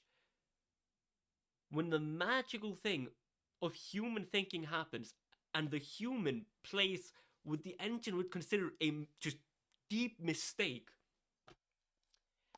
that theory fucking kid, that a kid who can't see, like, that kid who doesn't perspirate sweat, the kid who perspirates theory out of his armpits, like, that damned kid, the moment a mistake is made in the opening, he will lose. He might have like a +2, +3 position, but that kid will go home to his mom and cry. That kid will drown his sorrows in Lucky Charms because he had a winning position in the opening, but that fucker only memorized the lines. He didn't understand them. And beauty of chess. Beauty of chess right there. Yeah, it's mental. Poison pawn variation is the most brutal if opponent knows the theory. I remember there's also one line in the fried liver. Uh what was it? Like at some point, white goes like queen f3.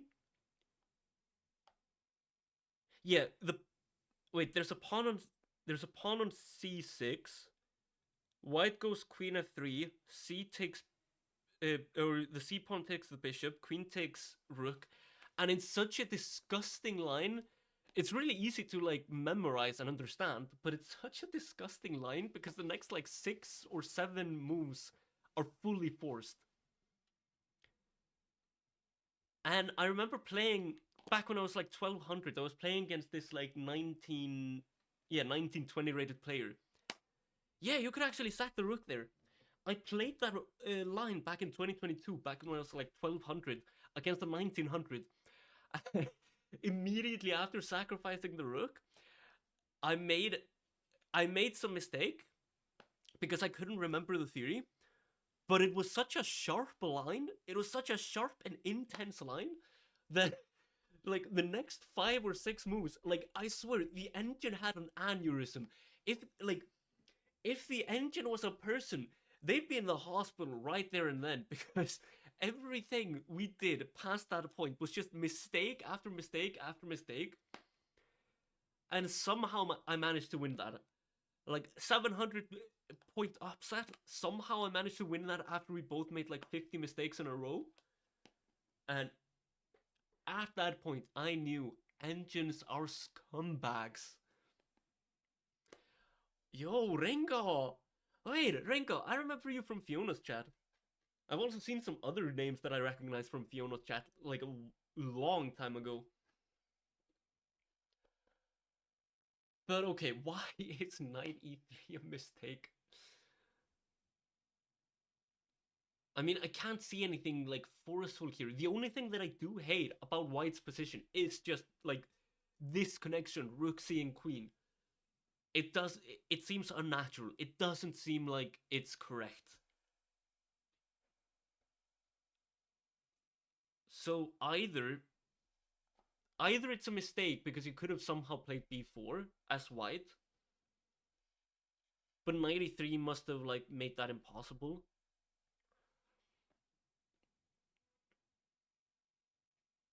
There's also an art to understanding. Oh wait, Kostya made a move. c4. Okay, c4. There was something about the rook. Voila! Wait, I'm gonna also reload the board. Perhaps it's as simple as closing the e file so white cannot play for e5 with full force. Yeah, I was thinking about that, but I like the rook on e8 will pretty much always shut off e5, at least until white gains control over the c4 square. But I mean, to be honest, I don't think I'd ever have found c4 because this looks like a nightmare scenario for me.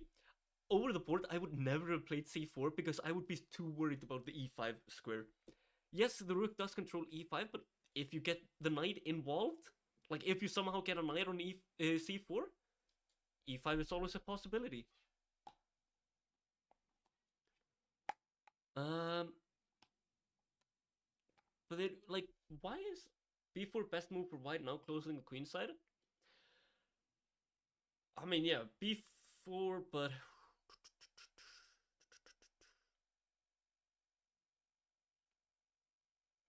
it doesn't seem too dangerous. I mean, what if you just go bananas? Like, I mean, I really don't want to place my knight on b7, so just go c3. Where does this knight go?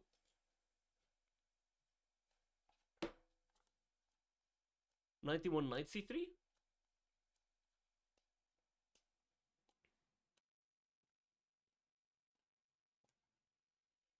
Wait. Knight d1, knight c3. What are we thinking about? Knight d1, knight c3? If knight b7. Ah, yeah. I mean, like, my biggest worry about knight b7 is just that... I mean, okay, you could go knight d1, but what if you just develop? Like, this knight is out of the game. Sure, a5 might arrive at some point, but now you're just giving white the possibility to actually develop. I mean, a5, just a3, continue blocking the knight. I just don't see where the b7 knight goes. This is always the worry of placing your knights on like b7, g7, b2, g2. The knight is like, it's a horse, okay? If you keep it in the stable for the entirety of the game, the horse will bite you. Horse won't be happy. After c3, knight b3. Ooh.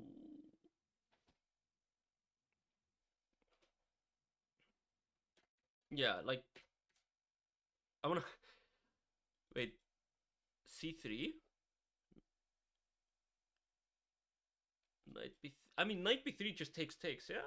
Takes, rook takes knight. Knight b3, knight takes, rook takes knight. Looks reasonable.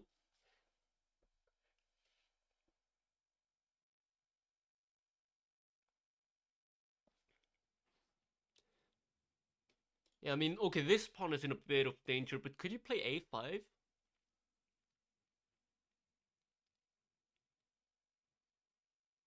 a5, because if you take, like, now the pawn will be defended, at least temporarily. But can you take...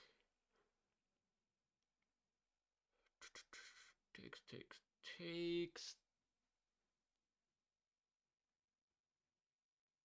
Yeah, I think... Wait, just... Takes 8... Takes feels correct.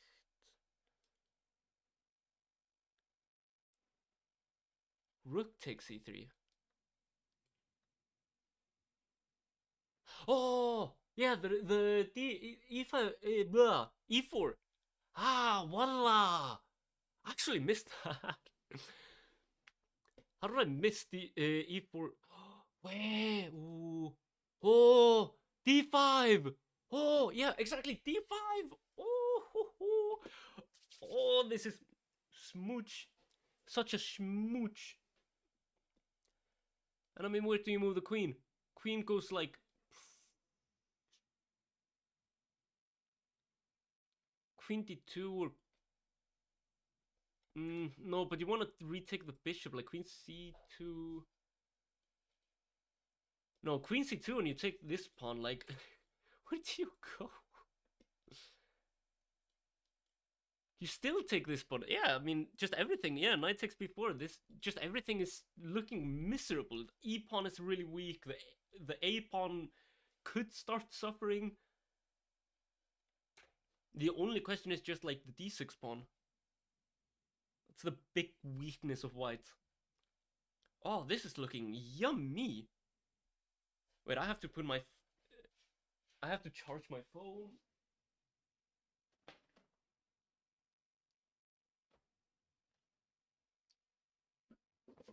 Yeah, I mean, if black can trade d6, then black will be very happy. But if black just loses d6, is what I'm most scared of. Queen d2, ah, yeah. I mean, queen d2, though, like, what I'm thinking about is. No, this doesn't work. You just take the knight.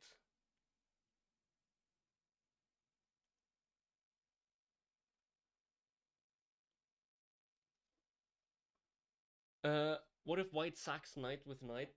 Takes knight? I like here, knight takes. I think this is surely just winning.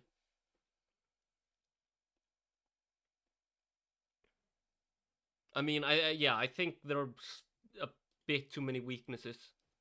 It's interesting.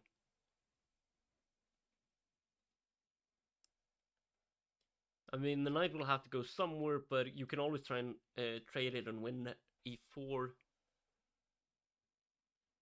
I don't think that's quite good enough here because light squared bishop isn't pressuring much. Yeah.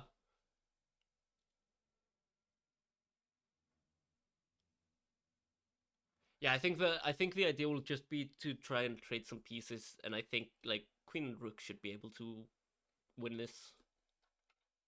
Also, you're up quite a few pawns. Well, you're up one pawn.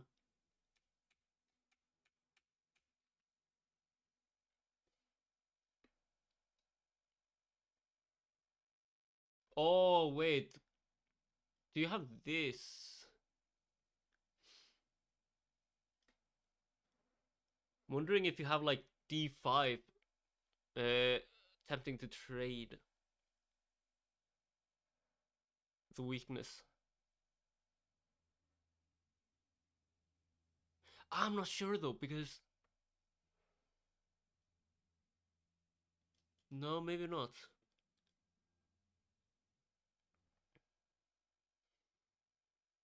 D4?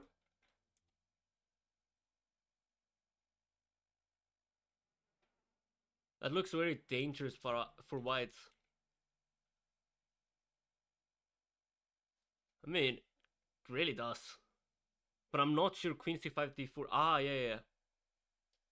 I mean, maybe, but like.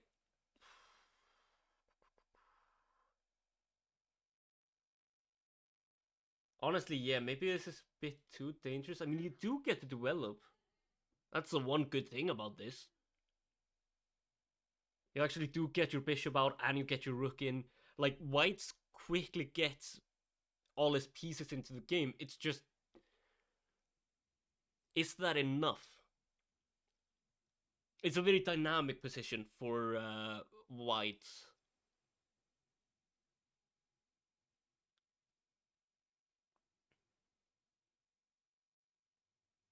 Yeah, I'm not sure.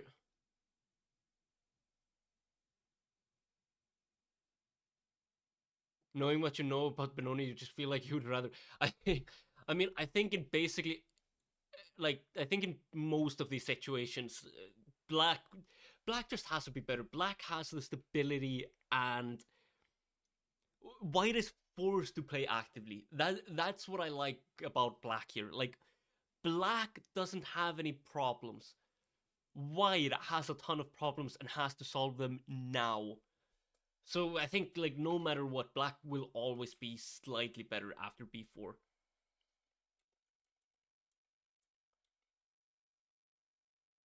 But yeah, I think like, but I think that's probably the best you can do with queen d2.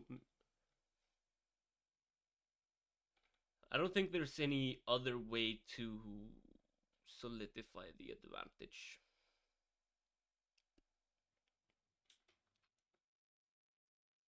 What happened if b4, knight b7, bishop b2, c3? Ooh. Wait, b4, bishop...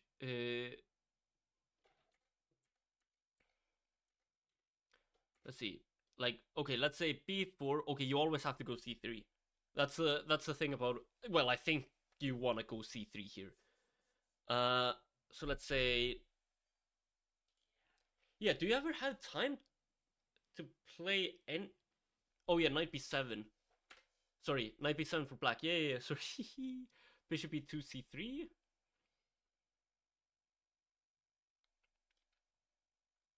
Can you not just...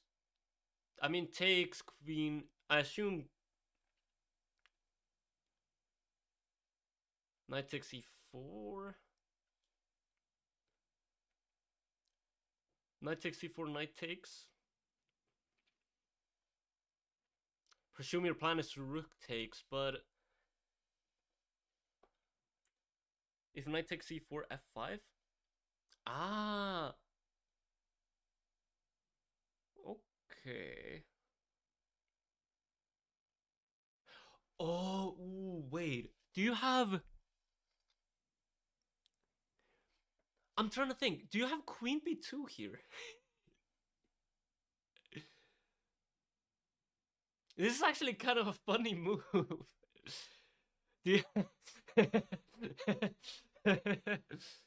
Oh, this is such a disgusting move. You're...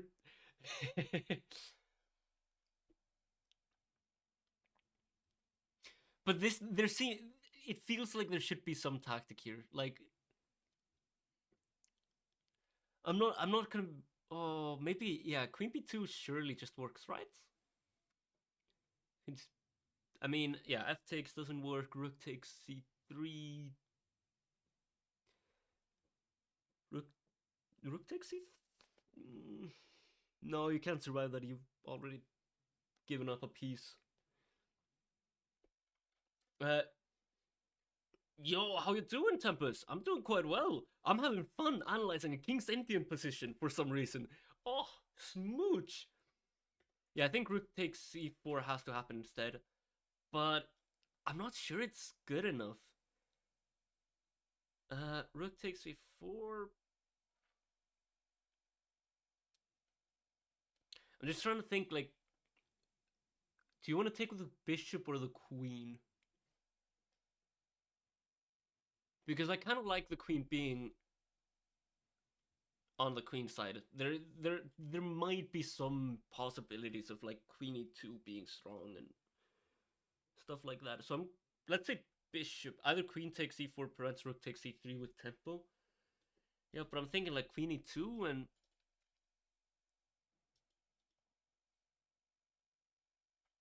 Ah, yeah, maybe...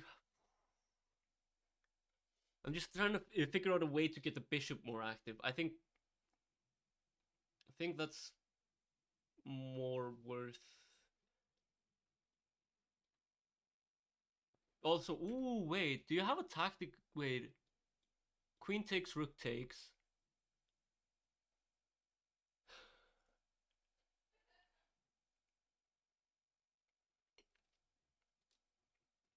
No, I think just rook fc1 enters. Maybe it's going too far for black. I mean, this has to be playable. The question is just...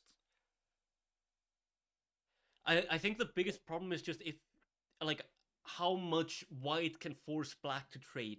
That's the big question for me, at least. Like, rook fc1, you force the trade.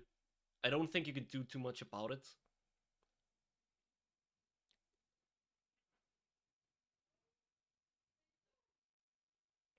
Yeah, mm, forcing the trade. B4, B5 and D6 will become weaknesses. Knight on B7, no, yeah, the knight on B7 is it's it's definitely one of the horses of one time. Like that horsey hates being in a staple.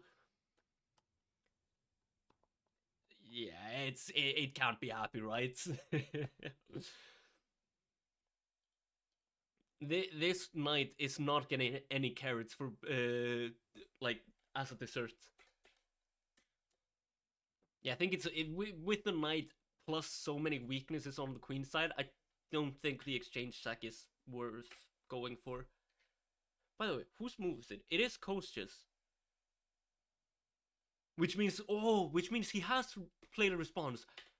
And we see bishop takes or bishop takes. Gee, this is the one reason why you should never play chess. Your brain will fry within 2 hours. Like bishop takes c4. What a beautiful line here. No, but okay, b takes.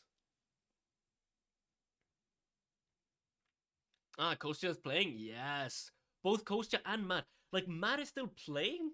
I know you don't have his we don't have his camera. I think it's still dead. Let me quickly double check.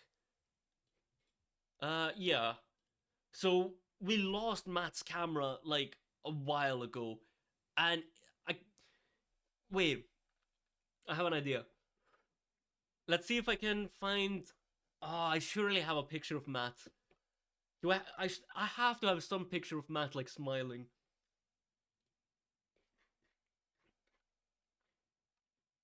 Ah, you know.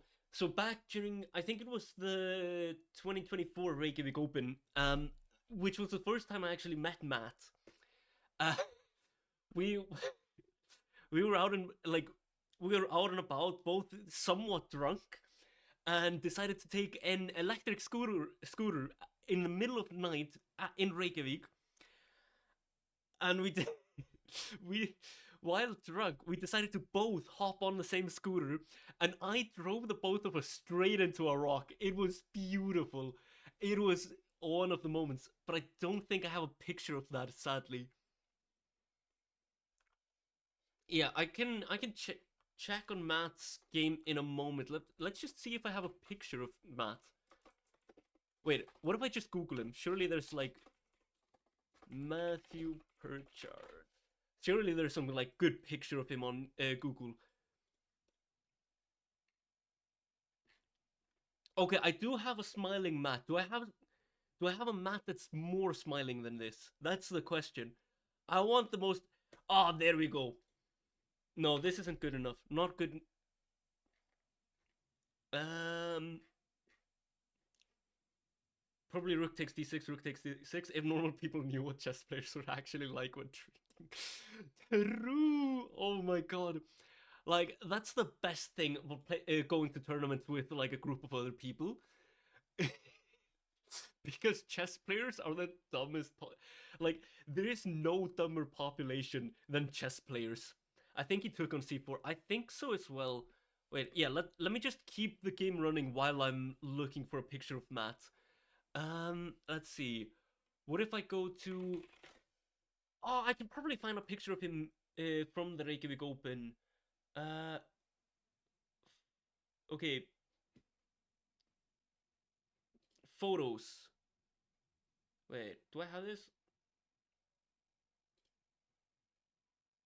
There we go. There we go. There we go. Uh, I can surely find at least one picture of Matt. Come on, where is that beautiful man? Yeah, it was the 2024 Reykjavik Open. Bunch of a bunch of pictures of Ivanchuk.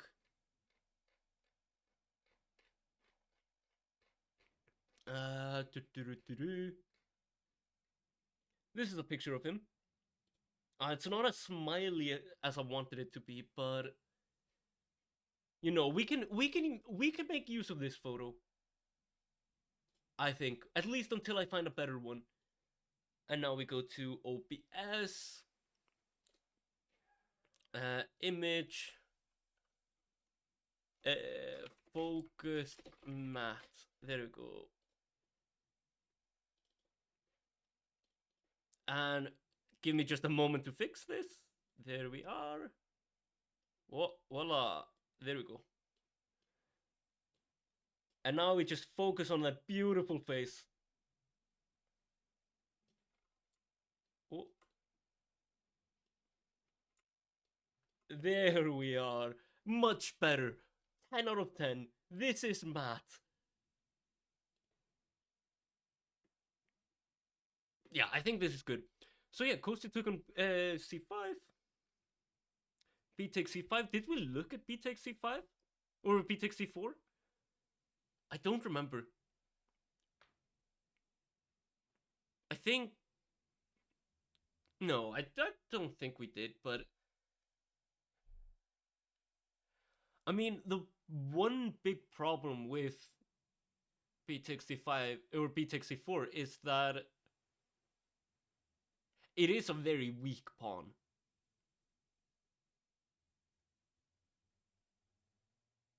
Oh yeah, wait, we did look at it, right? Like bishop b2 c3, right? No, that was another line. That was with the knight on b7. Oh, wait, we looked at this line with like knight on b7 and then we like took one of the pawns. I think. Can't remember. Maybe? But I mean, this looks playable.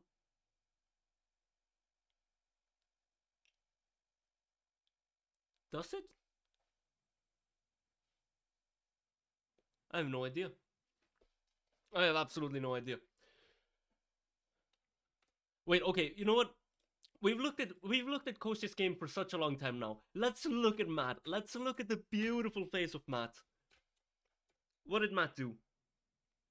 So here we wanted him to play knight. Yeah, this was the last position we saw. And we wanted Matt to play knight b6, I believe.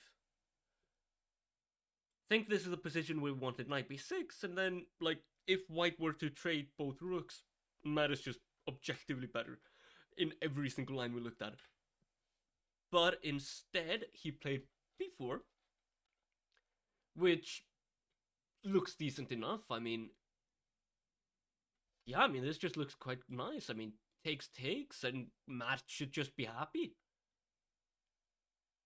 Black has all the pressure in the world here. And, like, if you're able to, like, win both of these pawns, then at the very worst, this is just a guaranteed draw. At the absolute worst. So yeah, I like this. Opponent played c4 instead, though.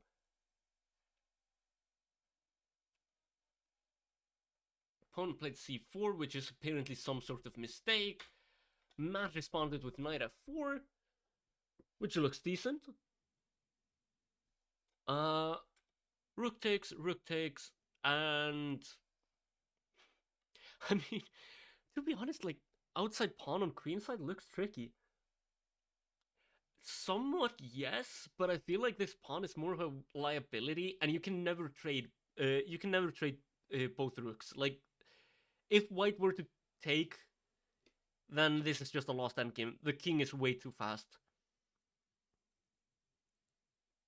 So what did white? Oh, I pressed the wrong button. Beautiful. Skip ahead. Takes. Rook b1 was played. Ooh, interesting. Okay, I mean rook b1 and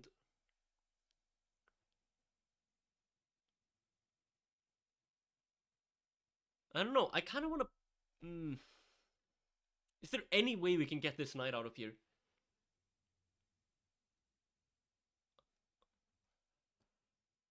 I mean,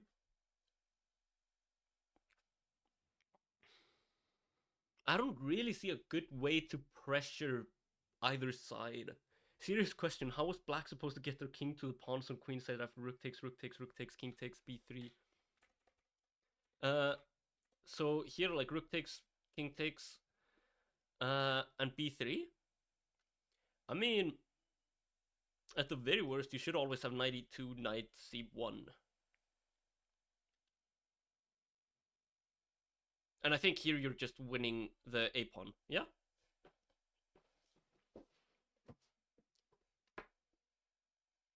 That probably traps the knight.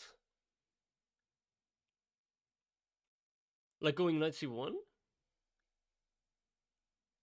king f1, knight here. I mean, knight g5, you should always have f6, and now this knight can't take on h7. King d1, knight takes. You always have c3. This knight isn't trapped because it always has the c3 square. It's like king d2. Voila. And now black is just up a pawn. I mean, it's not necessarily winning. Yeah, I mean, it's not dead lost, don't get me wrong, but you're down a pawn, and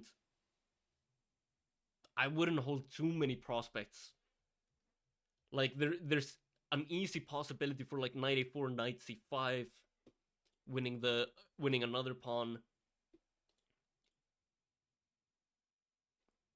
I don't know. It's an interesting position. I think you kind of have to go king d3 just to block knight a4. It's worse than it looked. It's. I mean, yeah. I wouldn't feel comfortable enough to say that it's like guaranteed winning for black, but I think there's no chance that black could ever lose this. There are great chances to win this, some chances to draw, but no chances to lose. So like this just looks happy. So let's say knight g5. So yeah, here knight g5. This is the interesting position. Like here's the big question. Can you go knight takes a2 and just claim that you're faster? Like knight takes and then claim that you're faster with like knight c1, knight takes b3. But that's not... Yeah, like knight endgames are so tricky. I think f6 is probably critical. I was thinking about that, but then like... here I'm getting a bit stressed. Like knight a4, and now I'm not so certain. Because here I think white is actually winning the a6 pawn.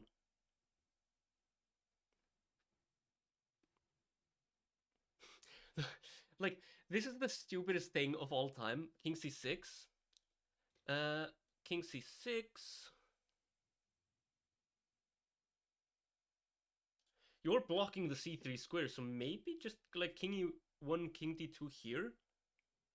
And if takes, like... The knight isn't exactly trapped, but you don't win a pawn. So yeah, this is one of the stupidest things about my chess career so far this year at least. Like, I don't know how many 2000s and 2100s I've played this year, but I swear to God, I always end up in some sort of a pawn down piece endgame, whether it's like a pawn down rook endgame. Hey, any issues with the feats and the DGTs? For the most part, no. We've had one problem with Matt's camera. For some reason, Matt's camera went down. I replaced it with this beautiful, beautiful picture of Matt. Like, let's be honest here. Like, you can barely see the difference because the moment you look at Matt's face, like, the only thing you can see is Matt. Who cares about the chess? Smooch. But other than that, the DGT feeds are working perfectly. Would you guys rather look at the pic or live, Matt? I mean, I mean, my heart will always be with like the picture of Matt, but I'm sure like if it's possible to fix the feed of Matt, that would be amazing. Thank you so much. It would also like I will say I am impressed with how many you'll ask the arbiters. Thank you so much. And if you're working with the Maia Chess Festival, I just want to say like as one of the organizers of the Richten Cup or like the Richten Festival, I am so impressed at how many DGT boards you have and how like well you do with the streamers. This is just beautiful. Maia is a top tier tournament. So wonderful. what happened with white, nothing bad happened. We were just analyzing like a position where if we went into a knight endgame, so which I'll be honest, the knight endgame does not look happy. It looks miserable. Um, but yeah, like rook b1. Wait, is this 93 f6? Just stopping. Like, I love this mat. The beauty of mat. Wait, I'm gonna just quickly open up the feed for Matt so that I can see if his camera does get fixed. Uh, there we go. Okay. Yeah, we saw this position. And yeah, I'm so proud of Matt. Matt is just squeezing his 1900 rated opponent. Like, this is really well done. If Matt wins this game, it's deserved. If Matt draws this game, it's still deserved. Like, he played well. E5, taking more space. I love to see this. Like, beautifully played. The only thing I'm scared about is just knight h4, like trying to enter f5. But then again, just like king e6, and now the knight is offside. This. I remember when Matt was playing during the Reykjavik Open, and okay, like again, he played well during the Reykjavik Open. Don't get me wrong, but he has improved so damn much. You also don't like how passive White's rook is. Like this thing is a medieval castle. This thing lives in the ancient times. This thing was around when like knights and famine were around. Like this monster, this ugly thing will never survive the light of day. Like if you were to look at it with a microscope, this rook, it's cracking at the seam. A3 for white. A3. Does B3? Like the one thing that I mean, yeah, like A3, if you take, I think white will be happy because finally white will get some activity. But what if you just lock down the position? You just lock down the position and hunt for the C4 pawn. Now also, like the B2 pawn is a major weakness.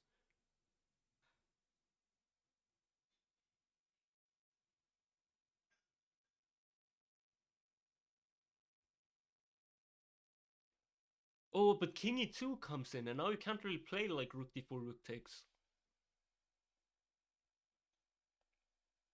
But can you? Even if black locks the pawn and takes c4, they can't make a passed pawn. Maybe. Like, what I'm most worried about... Okay, let's say e4 happens. King e3... Is it doable? Is it playable? No, king e3, f5, yeah? King e3, f5... White probably plays like knight g2...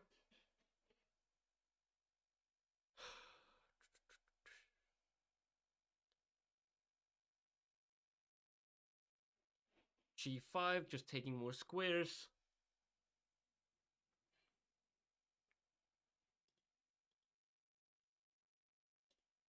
Like, this pawn cannot survive. And if this, like, if you can somehow get a rook on c2, knight e5 instead of g5?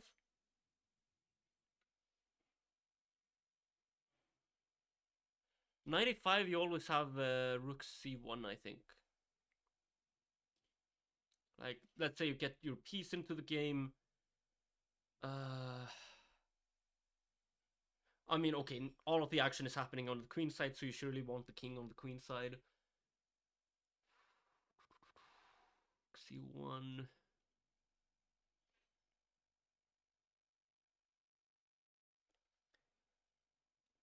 What do you play? Can you play rook? Matt said it was okay, didn't want to bother with the camera. Okay. Well, I mean, at least Matt has that beautiful picture of him. That smoochy face. Woo. uh, yeah. I mean, I think I've managed to find a good enough workaround, so it's completely fine. But thank you so much for checking with him. Uh, is this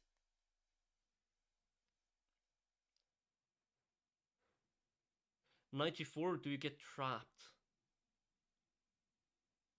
I mean, 94. Like I don't think we can ever get trapped. King e2 is, I think, the only move.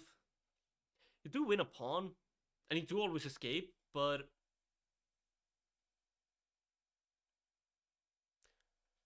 ooh, wait, does knight g4 work? Oh, this is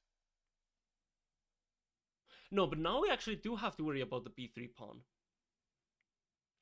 A pond is a pond. True, a pond is a pond. A lovely, yummy pond. I mean, this. Oh, oh, wait. Are we actually getting a rook kicked off? Are we gonna be the ones with an inactive rook? Is this what is happening here?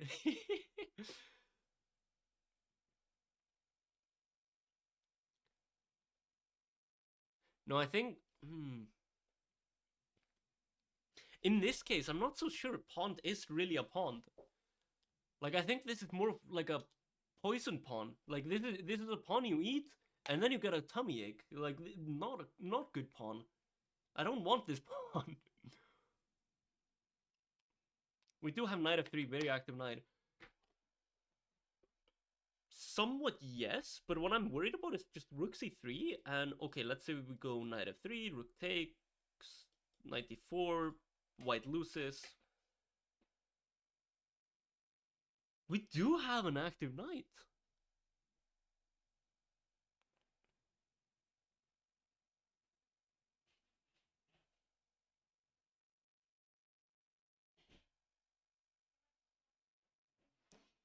This is actually a great point, Glenn. I hate that you made this point because now I'm getting another headache, but knight f3, then knight d4, then knight c2. Knight f3, knight d4, knight c2. Yeah, but I mean the knight on c2, the moment you get it on c2, well, knight d4, king moves, knight c2.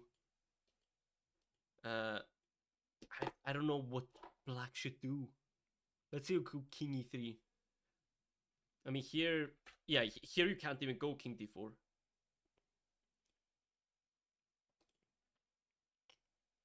King is a bit locked, but I'm worried because again, if we trade the pieces, this is just gonna end up as a draw. But I mean, like it's still like worst case scenario. This is a draw for Matt, which, considering he's playing against the 1900, that's not a bad result. 95, 93.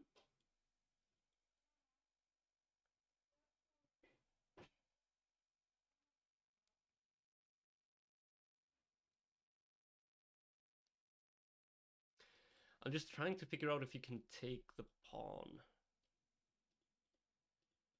Taking the pawn looks scary, but at least you get some activity. And I mean here, okay, 93, you're not really threatening anything. I mean, you're just gonna take. Yeah, you can't, like after rook takes b3, you can't really play 93 because just take. And okay, I mean, you're not outright.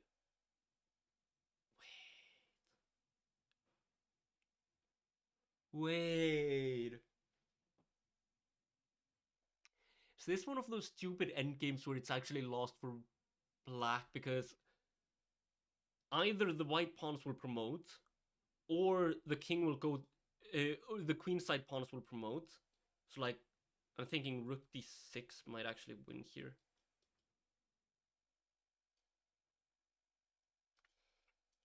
King f4, hunting the pawn, and then like b5, b4. Rook takes b3, rook takes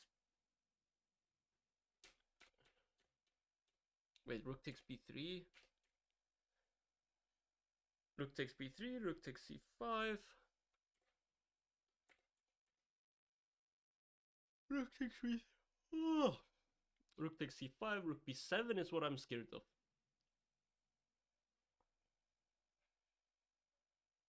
I mean, okay, rook c2, rook takes rook c7, rook takes, like... This is my problem with it. Like, rook b7 is always first. And, I mean, if you defend, just takes, this has to be a drawn endgame. Ooh. Yeah, there's all... Whoa, wait, is white better here?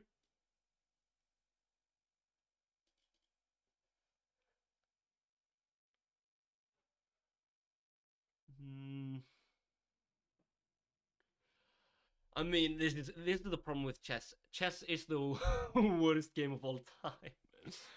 Oh, I hate this. What if you don't trade? What if you go like king c6 and just try and take advantage of the b and a pawns? This is just way too scary though.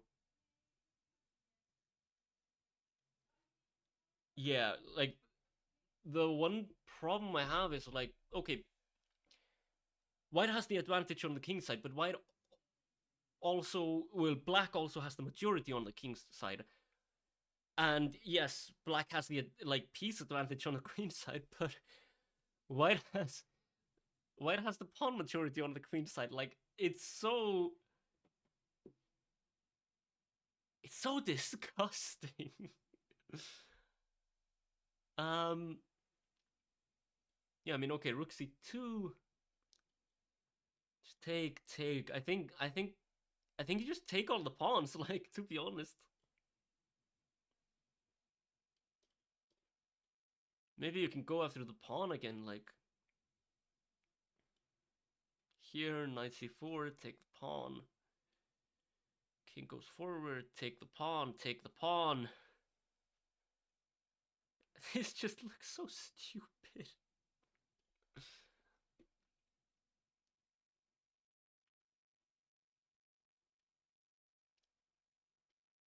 Ooh, wait. Is this better for black? Because knight b5 is coming and you can't take the pawn because voila! This is so... Rook takes f2?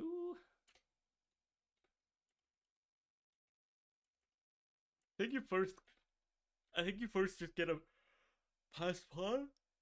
After this, check. Oh, but then king e3. So maybe, yeah, no. So yeah, takes, just takes.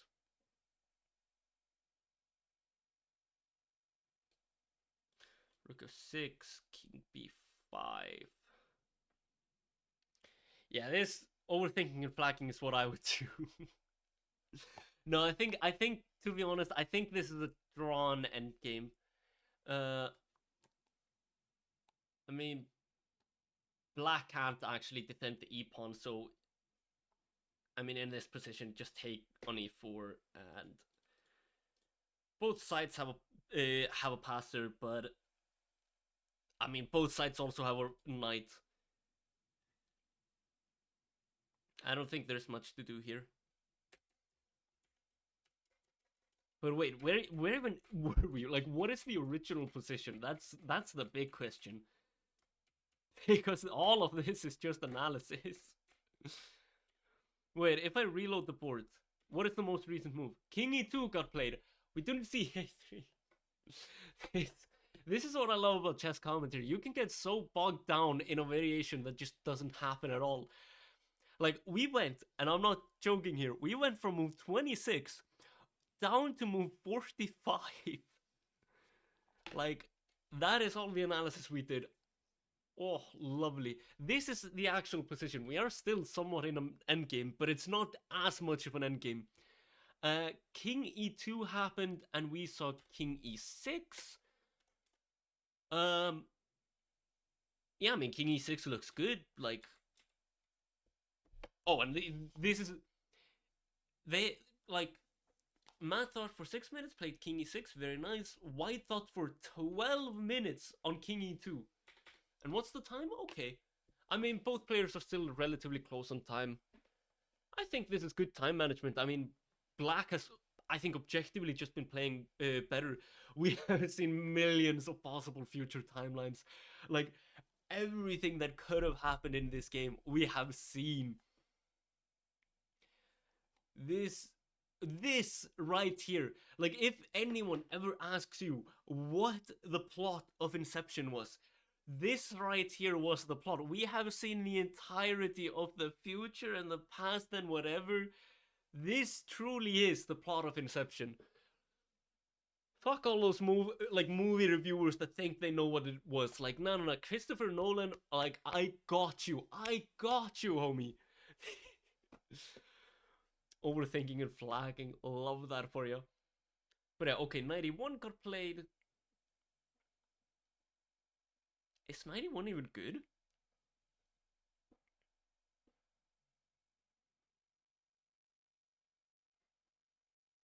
trying to. Ah, oh, the headache. I mean, it can't be bad, but.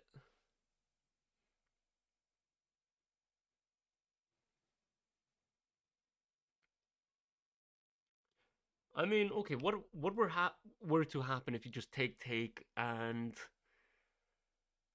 Ooh, I don't know. Rook e4. Guess b3.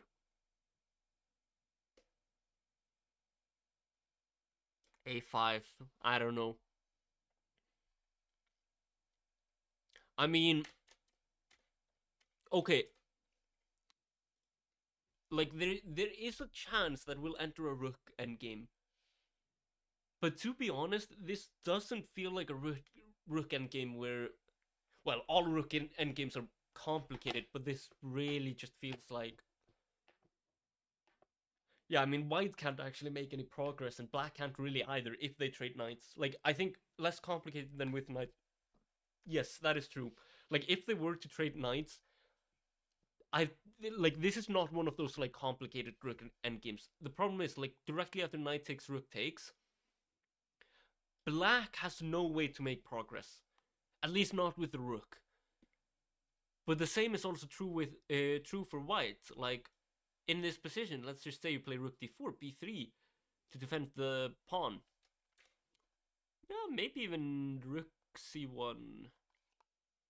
Well, rook c1, king d6. Eventually, you'll get king c5 into the game, and this is just dead drawn. Um,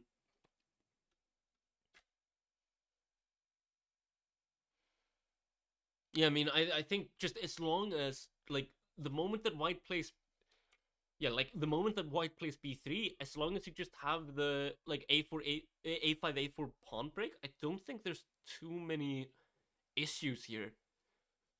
Another idea would be to get the king to d6. The only problem with king d6 that I can think of, king d6 is rook. Is just what if you force the trade of rooks, like rook takes king here.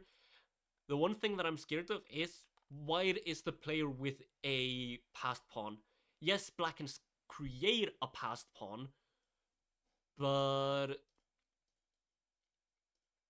yeah, I mean, there's only one passed pawn, and a passed pawn is always an advantage. But even this should be drawn. Like,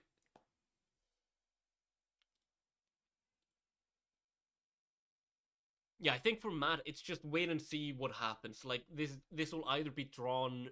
Like if Matt takes, this is drawn. If Matt doesn't take and plays, for example, knight c5, at least here we get a game, and I think Matt has larger chances of winning here than white. I think black has to be better if white or if Matt plays knight c5. Because again, like the piece activity and the pawn activity, it's all in black's favor. Like objectively, this should always be better for black, but at the moment, this is looking like a drawn game. So let's go back to Kostya. Woo! Beautiful. The King's Indian reigns supreme. Yummy, yum, yum. We saw bishop b takes c4 and rook b4, which is apparently a mistake. Rook b4 is the main move I was thinking about. What the hell? I really like. If I was white, I would have played rook b4 without like. Okay, with thinking about it, I'd of course think about rook b4, but rook b4 just seemed like the move. Why is this a mistake? I guess c3 looks good. I mean, yeah, you have to do something. Like, if you were just to play a waiting move, I guess the pawn is probably lost.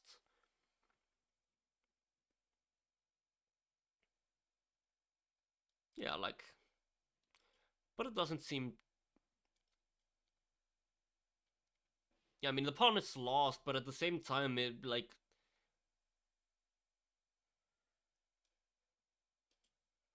there's always so much activity here. Ooh, this is actually a position I would love to study more. But okay, this position didn't happen, so I'm not gonna look at it. This did not happen. Let's go back. Rook b4, c3. And I presume knight b1, just, like, pressuring the pawn, yeah? Knight b3! Ooh! Okay, okay. What was the point of playing rook b4 then? Wait, what was the idea with rook b4? What is this? White! Mr. Soto! What is this? Why would you not go knight b1? Just pressure the pawn, for God's sake! I mean, I'm not, like, don't get me wrong, I'm not blind. Like, I know you can defend the pawn. But at least there's pressure on something in black's position. What?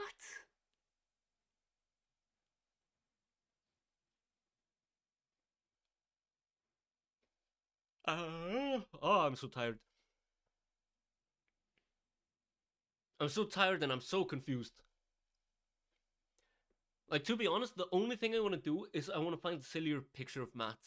I mean, this is like a heartthrob picture of Matt, but can I find a sillier picture of Matt? Do I have like a Matt who's like immensely smiling? That's the big question. I mean, let's be honest. Like, that's the only Matt we want to see. Oh, Matt will be so happy when he watches, like, if he ever watches the WOD, or like whenever he's done with this game. Can't seem to find a good picture of Matt. Oh, this is so sad. Are the pics alive? Pics? From my... oh, no, the picture I have of Matt is just a picture... Well, okay, so Kostya's cam is working. Like, the picture from Kostya...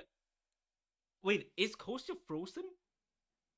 Oh, wait. What is this? Yeah, I did try and look at... I saw his Twitter profile, which... Oh, I could try his Insta as a source. Oh, that's a great point.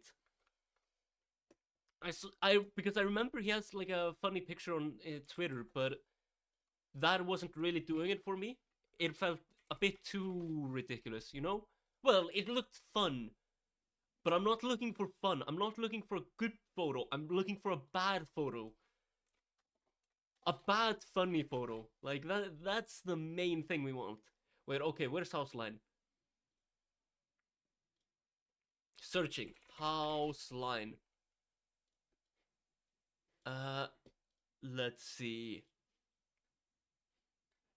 Ooh, oh, his videos. Oh, surely I can just take like a screenshot of one of his videos, yeah? Because he makes, oh, I don't know if you know this, but I swear Matt has arguably the best videos of him like ever made. Wait, I'm just gonna quickly like run through the game. Knight b3, knight takes, 8 takes. Wait. Oh, this is, oh, there are so many good photos of Matt. Oh, I love this. Okay, but wait. I'm a commentator. Focus on the chess, Johnny. Focus on the chess. Wait, what did we see? Okay, knight b3, knight takes b3, 8 takes b3. And now queen a5, telling that rook, like, get the fuck out of here. Get away. And now rook c4.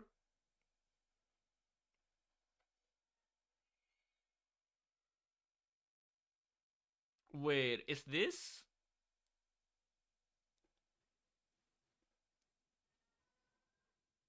Wait, bishop e5, rook takes c8. Rook takes c8.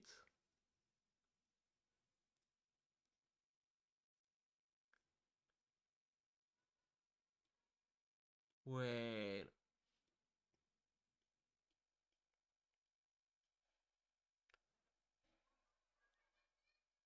What is happening? What is going on?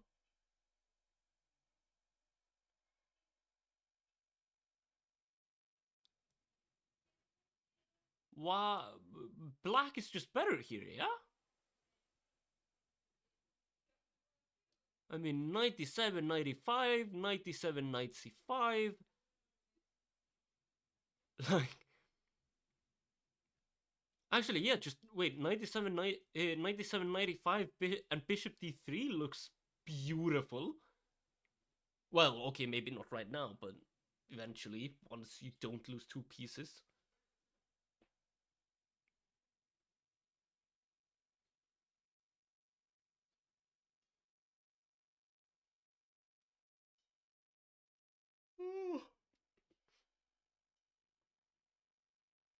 What's even going on? 97.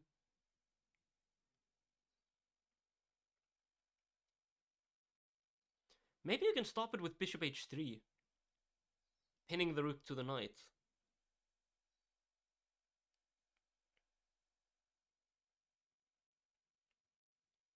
This is such a beautiful position. Wait.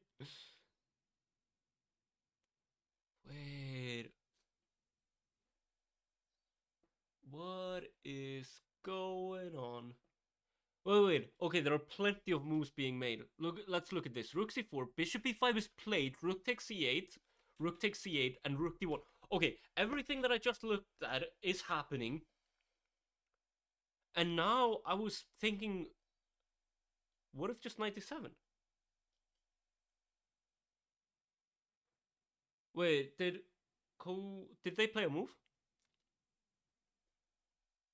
No, okay, Kostya was just writing something in his score sheet. He was probably like, Kostya was probably writing about what a joke his opponent's moves have been. Oh, Kostya's probably like writing a diss track about his opponent on the score sheet.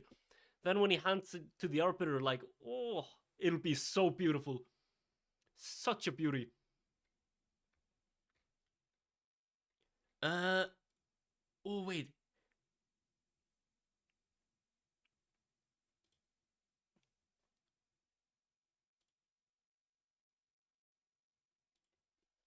Oh, oh, I found it. I found the picture of Matt. This is the picture we're using.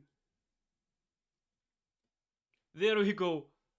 Wait, I have to show the beauty of this in just a moment. You had an insane bullet game playing Vienna.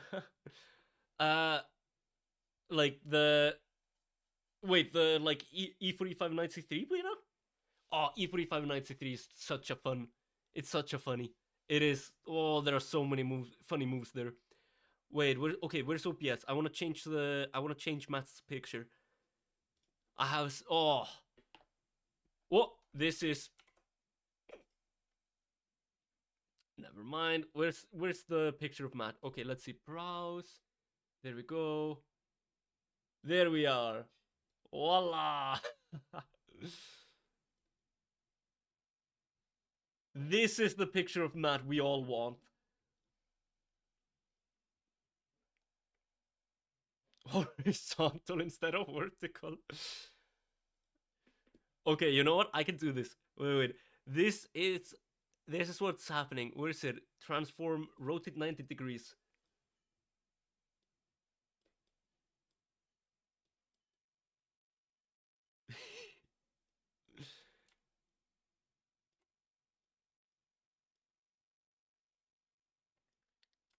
Here we go. Wait, I need to make it slightly bigger. There we go. Oh, this is perfect. this, this is the beauty of Matt. This is the only man we want. Oh, if this doesn't become his new live feed, I don't know what will happen. This is the only Matt we need. Oh, this is so good. This is way too good. It almost looks like he's also wearing like a bathing suit, you know? Oh, I love this. Wait, what happened? Okay, Obster Queen b4 instead of 97, which, to be honest, like 97 after Bishop h3, I'm not so sure about. Oh, you know what I just realized? Kostya is up 33 minutes. Glenn, I think Kostya's playing against you. Because White has no time left. Oh my.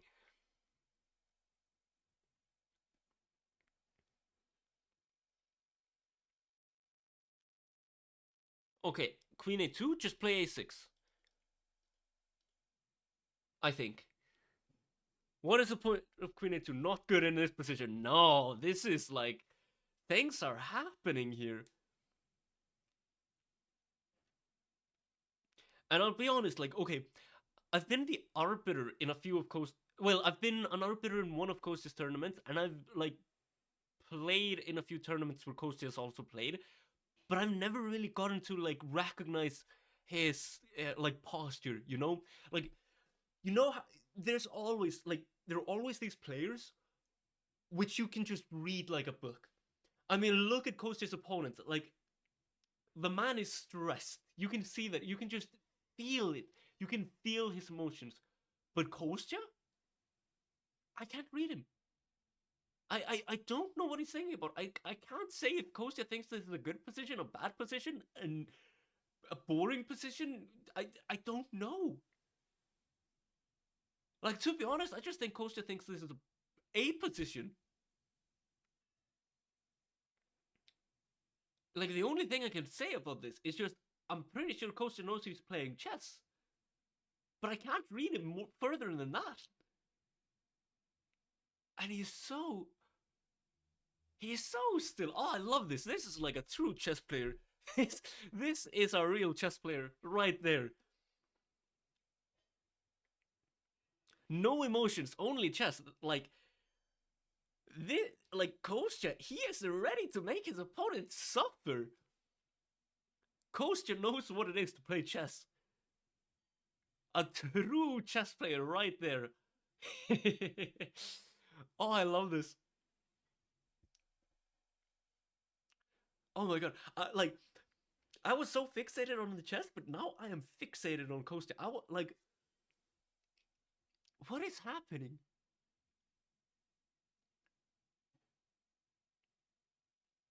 Like, I'm not even convinced he's breathing anymore. He moves. He moves. Yo. I mean, if this is a sign of anything, it's like Kostya's about to crush his opponent. Like he doesn't breathe. He doesn't move. He just chesses. Oh my. But okay, I thought like my like spectator bishop a3 threat. Ah, that actually might be it. I was like, at first I was just thinking a6, but is... I mean, one question about bishop a3 is you can always play queen a5, right? You can always play queen a5.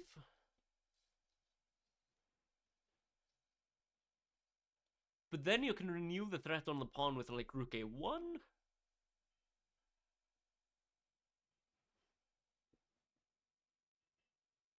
Rook a1, queen c7. Is it a threat? I mean, it's definitely something worth calculating, but I'm not sure it's a threat. Queen... Yeah, like queen a5. What are the candidate moves here? How's Matt doing? You know what? Let's... Because I've been hearing... well, okay, as you can see, Matt is sideways, like staring into the board. That's how Matt is doing right now. I've heard that there have been a bunch of moves played in that game. So let's just quickly check. Yeah, okay. Matt does trade the knights, so I'm like 90% sure this should end in a draw. As like this feels like one of those positions where the player who pushes for a win will lose. Um, Rook d4, exactly the move I wanted. b3, yes. King d6. Ooh, Matt, what are you doing? Ooh, uh,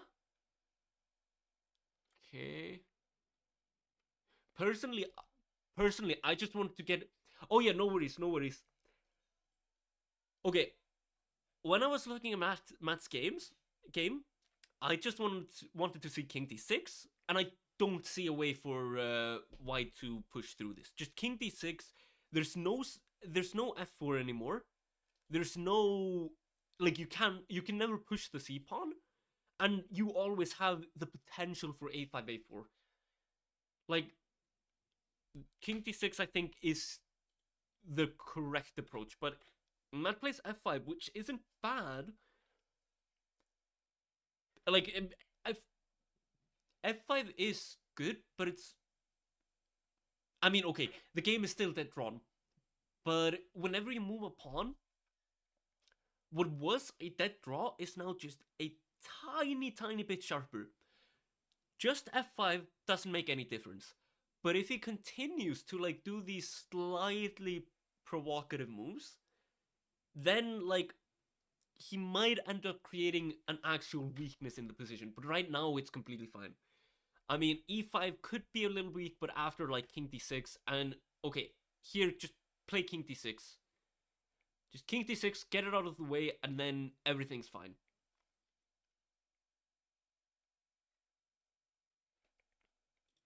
But yeah, I think yeah, if Matt plays king d6 in this position, it's just a dead draw. Like I wouldn't even like if king d6 happens, I wouldn't even be shocked if White just offers a draw. Uh, because yeah, it just kind of shows that Black knows what they're doing and isn't gonna accidentally fall into anything.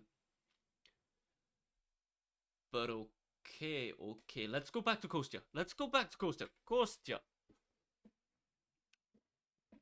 Oh, I see that Kostya has moved in him even more. He used to have his hands on his cheeks, but now the hands are down. Whoa, what an exciting development in this game. Also, the game is honestly so much fun. Um, wait, okay, I've been presuming that a6 gets played. Is it a correct presumption? Maybe not. What are the other candidate moves? Bro, it's a lock the fuck in. So true, bro. So true, homie. Homie.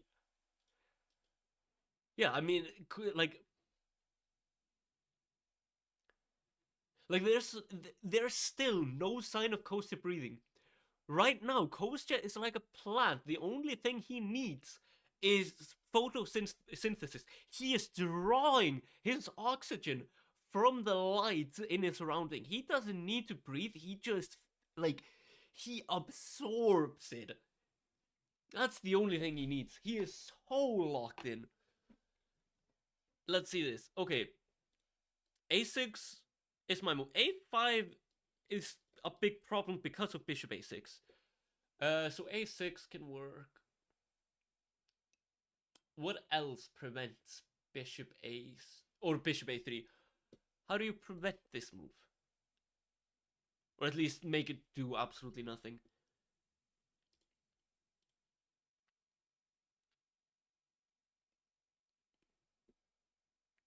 Could you play like 97 even here?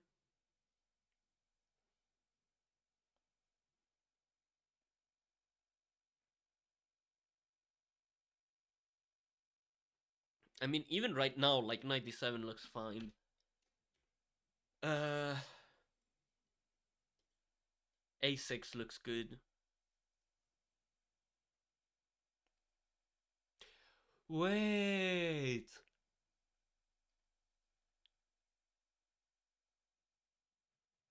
Okay, after a6, we looked at bishop a3 queen a5, and rook a1. And in this position, okay, I didn't look at it deeply, but like, there's nothing really here. Like, worst case scenario, you can always play queen b6 and you just have a solid position. But what if bishop a3 isn't the move? Because let's remember, okay, Kostya has a passed pawn. The c3 pawn is a defended, like a well-defended passed pawn. White is not winning the c pawn anytime soon. So what about, instead of playing bishop a3 and targeting a random pawn, what if you just go knight c2 first? You block the pawn, force the queen to move to c5. So now there is, like, instead of a5. And now you can get bishop a3 in with tempo. Maybe that's slightly better.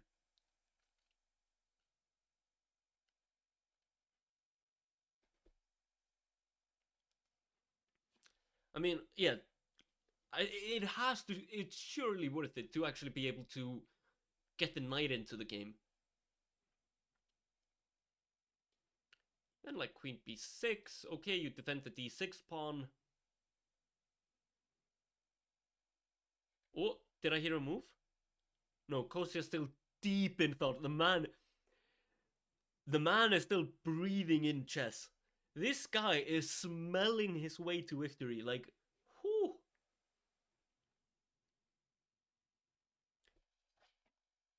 You know what?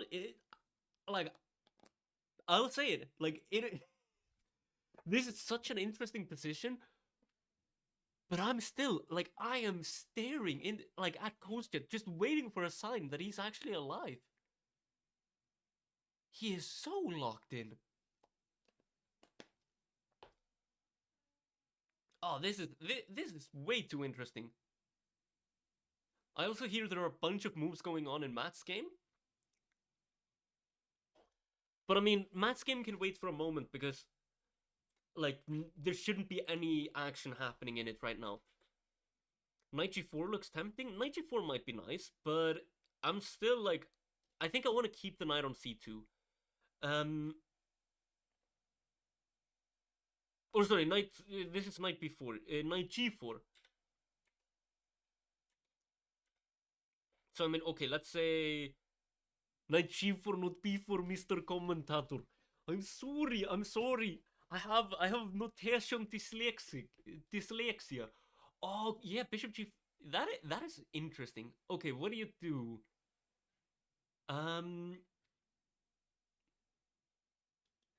Wait, actually, yeah, that's a great point. How do you defend it with the knight on c2? Because, okay, it's white to move right now. I can't play knight g4. Yeah, I can't see a way to defend it after the fact. Well, at least no good moves. Ah, you don't... I get it. You don't go bishop a3. Tunnel vision. Don't tunnel vision. You don't go bishop a3. You go bishop e3. That way you defend f2. And after something like...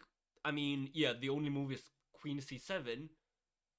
Maybe now you go like f3. And my idea here is bishop f1. f3, e4 is now completely stable. There's no knight g4. Then bishop f1 comes in. The b5 bishop is basically the most active piece that black has. Black would have to first play 97 or 97 to get to e5 or c5 to make it do anything at all. So, I mean, yeah, what do you do here? Okay, you probably go like 97. Bishop f1. Has to be the move.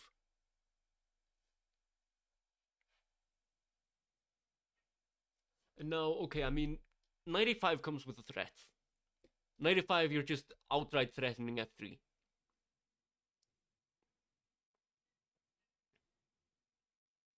'95 looks good. Trade. And okay, the B pawn is slightly weak, but there's nothing that can actually target it.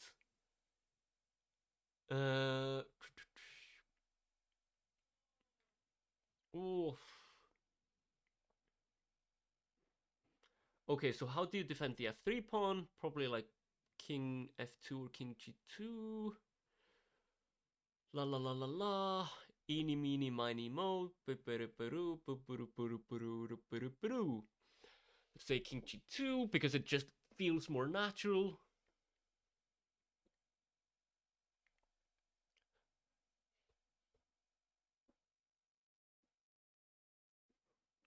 And yeah, I mean, I can't say that I can see anything.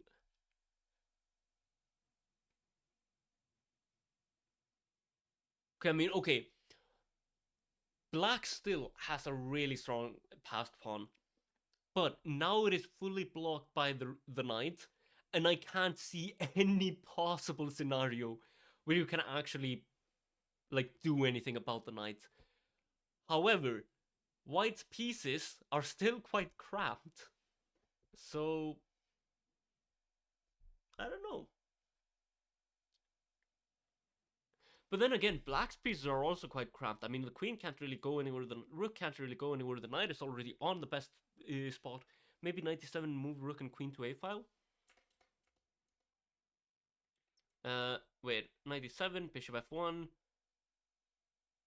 I mean, right now you can't go rook a1, and you definitely can't go queen a or rook a8, and you definitely can't go queen a7. Can't go rook a8 because bishop takes. Um, so instead, like, still, okay, let's just go 95 again. Takes. King g1, queen b7. Yeah, you always have to first go queen b7 in order to get rook a8 into the game. But now, yeah, like, white just takes the a file.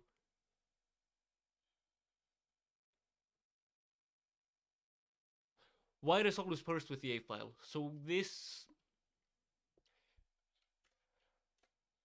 So black. Okay, black can't go queen b7. Black cannot try attempt to take control of the a file. It's just impossible.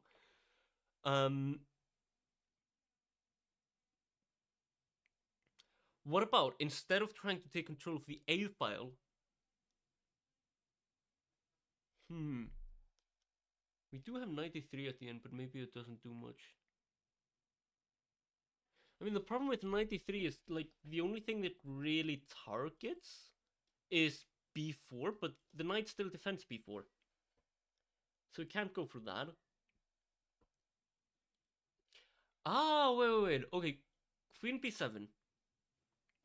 Queen b7, rook a1. Do we have b5 by chance? I'm thinking queen b4.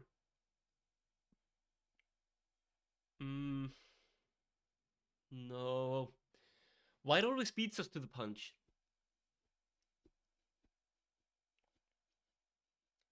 White is always just a smidge too fast for us. So here, like, we probably just have to back off and accept that the entire idea was a mistake. So queen b7 still seems off the table. It doesn't seem playable.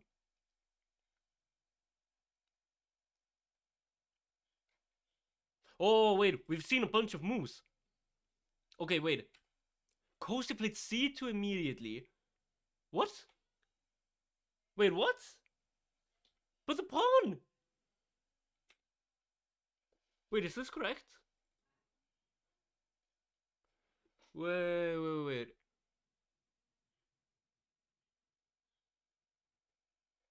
Is this correct?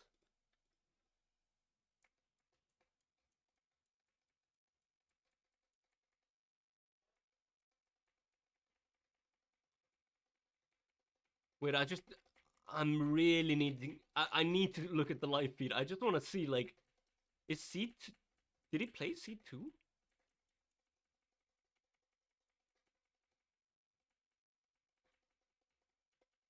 Oh, yeah, the feed I'm looking at, wait, there we go. Wait, here he's deep in thought. Yeah, he played c2. Huh. Okay, what's the idea? Queen c3?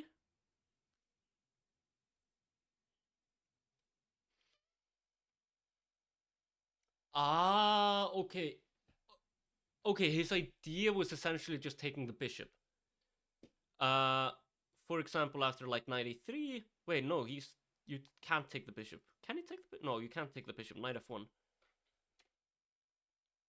What is the idea?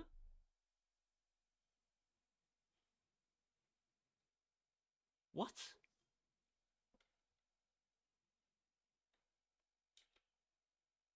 93 happens.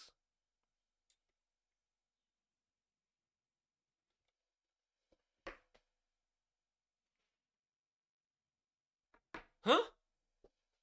Kostya? My guy? You were locked in? Huh? Wait, this is so interesting though. Because you're getting a bunch of material for the queen, but what the fuck?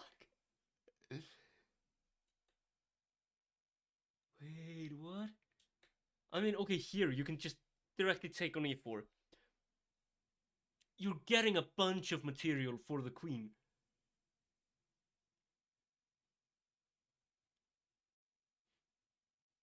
Wait, what?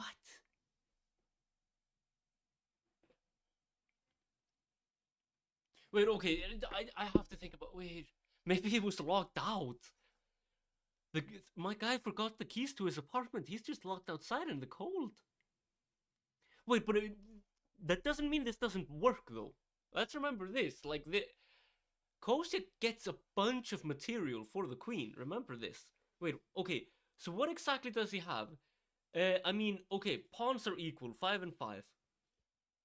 So you don't get any pawns, but your pawn structure is relatively stable with the exception of the d pawn, which, I'll be honest, with the queen hanging about, that doesn't fill me with confidence. White has 2 minutes, that's a good point. White has 2 minutes, black has 20. White has no time to think about this. I mean, white has a ton, no, sorry, black has a ton of activity against the king. So, like, maybe something here does work. There's also the idea of a potential rook a1, because, again, like, bishop supports it. But, I mean, the queen just goes to c2.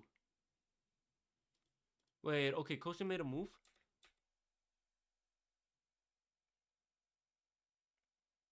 He plays knight g4. Okay, let's... Bishop d4 and bishop h6 are also ideas. Yeah, but...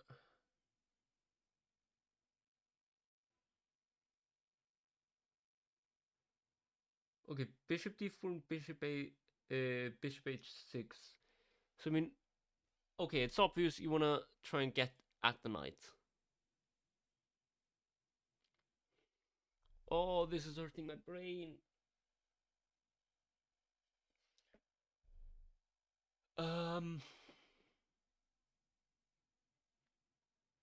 Okay, queen d2 is played. This prevents bishop d4, and bishop h6 isn't really as strong of an idea anymore. But maybe you can play rook b1. Rook b1 with the potential threat of rook b2, trying to get an attack going on the f-pawn. Either Kostya calculated everything, or he just has a great poker face. I mean, we've been looking at the man like not breathing anymore. Like, this guy clearly has the best poker face of all time. This man could play a 7-2 like offsuit in an all-in pot, and he would not flinch.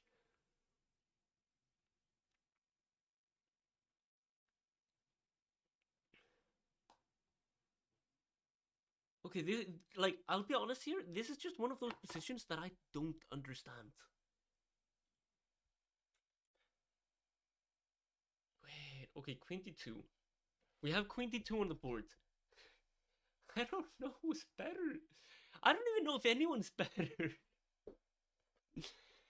It's clear, like, okay, Kostya's going for the attack. What in the fuck? What is the queen sack? Okay. He plays rook a1. He doesn't play rook b1. He plays rook a1. What is the point of rook a1? Let me tell you. I'm trying to figure it out.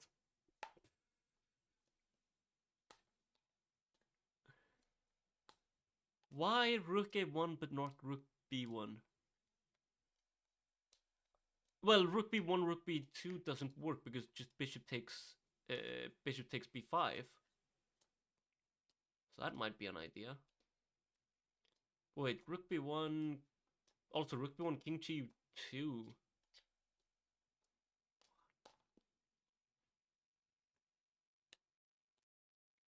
I don't understand. Knight c4. Okay, just blocking the bishop. Looks good.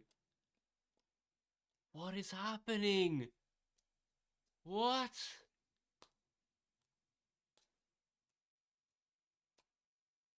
Okay, how do you... Okay, I mean... The bishop on f1 is still... Like, the knight is pinned to c5. Or to c4. The bishop is somewhat hanging. So, I presume... White's idea here is like king g2 and getting the bishop out. That has to be the idea. So how do we stop king g2? Can we stop king g2 is the question.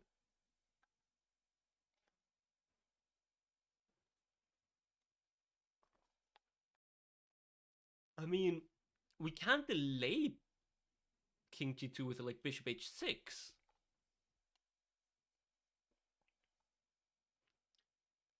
Winning a tempo. But we don't actually win a tempo because queen b4. And that defends everything.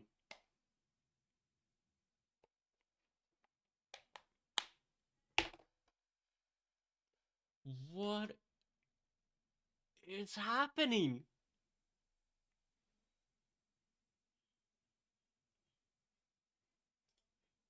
It looks like the d-pawn is just lost.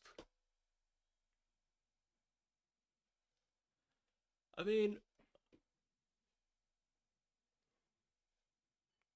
Okay, a6.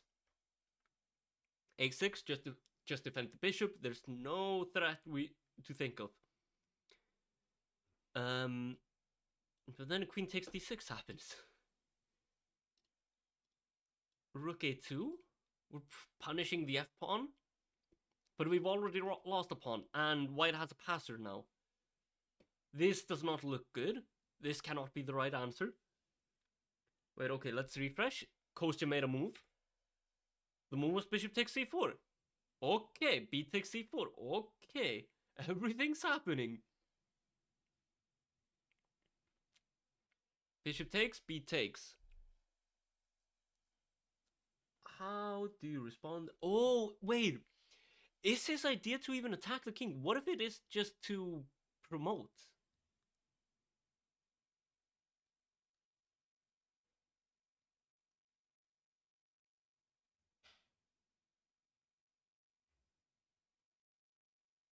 Okay, we see rook b1.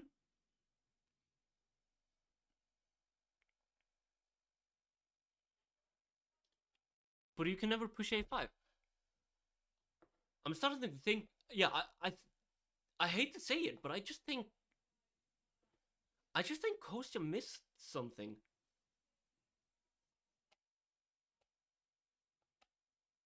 Yeah, I think he just had a great poker face, Skeptics, because rook b1 does not look like the move you make if you've calculated the entire line. Like, rook b1 in this exact position.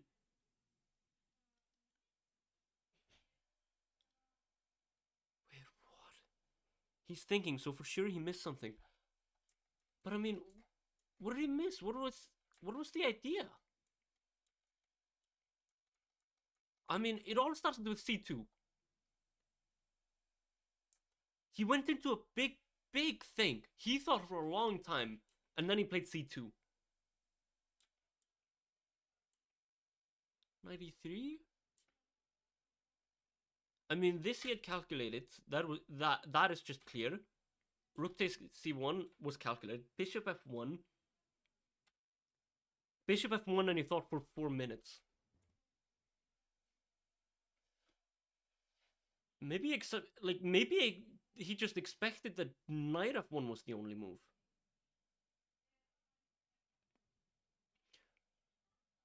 Wait. Okay, knight f1. And the e... Wait, is the e-pawn hanging? The e-pawn should be hanging because you can't take, because then, like, all hell breaks loose.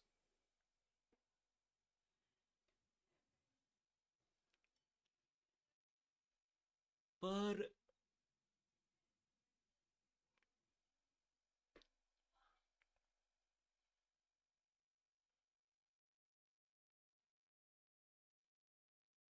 You think Matt entered the lost king and pawn in game? Ooh, okay, I'll check it in a moment, but I'm just thinking, like... Yeah, I think it's clear that... Yeah, I think Kostya saw something here. Like, it seems like Kostya thought the knight f1 was the only move. Which makes sense, because the queen kind of has to remain on a2 to defend against the knight infiltration. Can't go to b2, can't go to c2, can't go to e2 or d2. Can't take. Can't take. Can't move the bishop. I think this is what Kostya missed. I think he just assumed the knight f1 was forced, and that white is in some sort of zugzwang right now. But instead of playing knight f1, white found bishop f1, and now there just doesn't seem to be much hope. Knight a5, king g2, the bishop is active, and you can't push the pawn. Can't push the pawn. The d6 pawn is lost. The c and d pawns are entering the game. Yeah, I think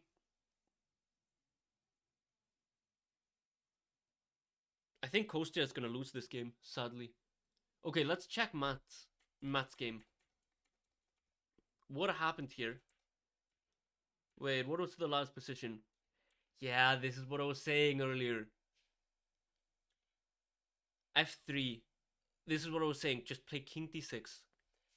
Get out of any potential pins. Just get out of any tricks. Get out of any, like, surprises. King d6 has to be played, because then your opponent doesn't have anything and he will offer a draw. I mean, okay, white might still push on in this position, but there's nothing that white can do to push on. King d6, game over. But instead, as I said, like, I said this earlier, like, in this sort of endgame, this just felt like an endgame where the player who pushes will lose. Black cannot infiltrate in any way. The only advantage that black has is that white is completely inactive. White has nothing. The advantage that white has is they have a passed c pawn, so the king is stuck protecting it. But after f3 e4, now white can actually infiltrate the position. White can take, as white did, and after rook takes... Actually, this doesn't seem...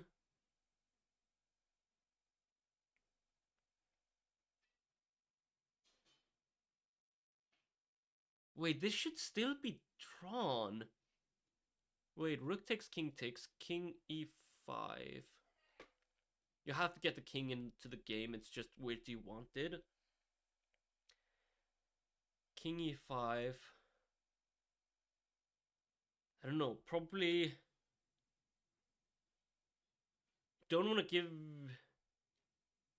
anything. Yeah, I think you either want to play king e2 or king f2, because g5 and f4 could always come. So let's just say king f2 for the sake of argument. King e4. Now also white gets the opposition. Well, sort of. Um, h4, h6, h5. Position is now locked. But it's locked for both sides because a5. This is. Wait. Wait. Let me focus on this for a moment. Okay, this seems. Yeah, wait. This is what was played in the game. Let's quickly look at what was played. He does take, and he does play. He plays g5. He doesn't play king e5. I don't like it, but it works. King f2, king e5. Okay, we transpose. Completely fine. King e3. And now you just play h5 or h6. Okay, h6 is also fine. Personally, I prefer h5. It just there's no chance of like any nonsense with h4 or g4. Like h5 and you're fine. But okay, h6 also works. King d4. Now just focus on the king side. h5. a5 also works. It's just completely fine. King e3. No, don't back off. Play h5.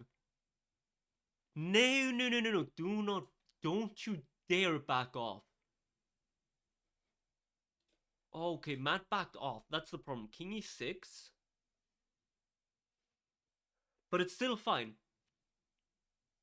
Still, it's still fine because white can't infiltrate. King d4, king d6 is a mistake. Why is it a mistake? Because you keep the passer and you just play h4. That's why it's a mistake. h4 is just winning because white can go after the f-pawn and... Well, white can go after the kingside pawns, while meanwhile black's king is stuck protecting the queen side.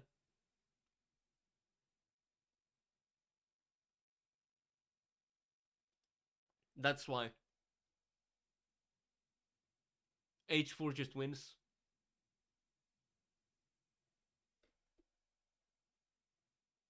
Yeah, this is the danger of having an opponent with a passed pawn, because you cannot allow them to infiltrate.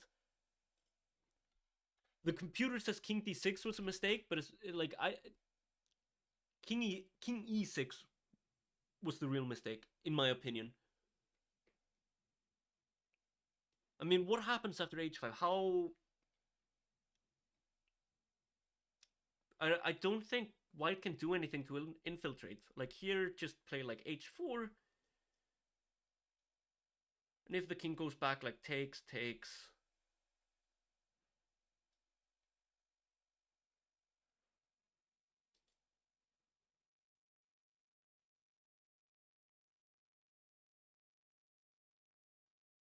And just f4. f4. Now you've traded all the pawns. Like, this should be doable. Ah, but this is so difficult though.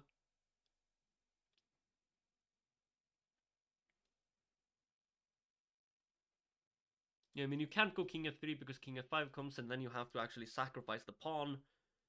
And if you play king d3...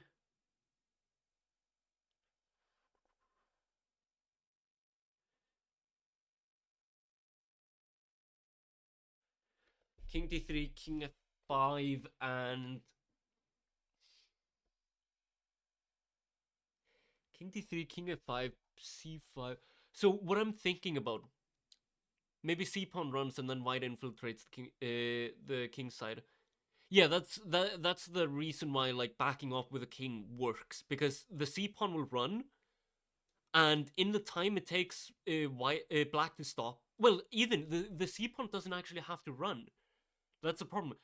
White's king just has to run to the king side. Meanwhile, black is stuck protecting against the c pawn infiltration. I'm just trying to figure out, is this a drawn endgame? Because now, no, because I think f4 draw.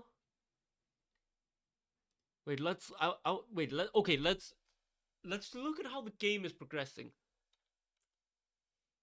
King e6, king d4, king e6, and now just h4 should win.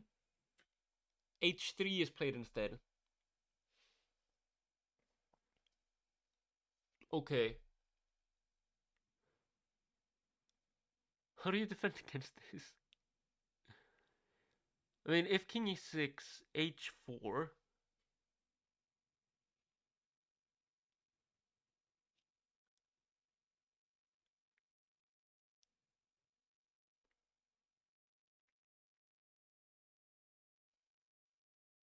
White can't defend pawn. I mean, white can never defend the c pawn. I mean, in this position, I don't think he can play f4 because just. Ooh, well.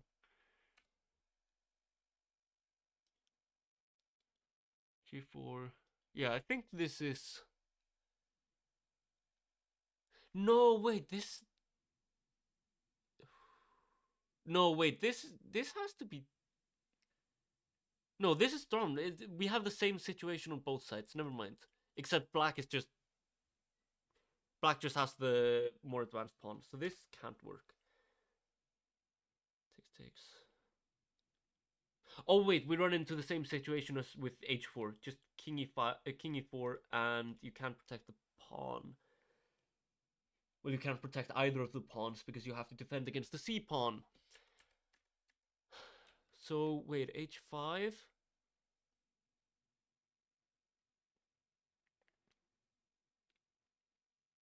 Why is h5 a mistake? I don't understand endgames.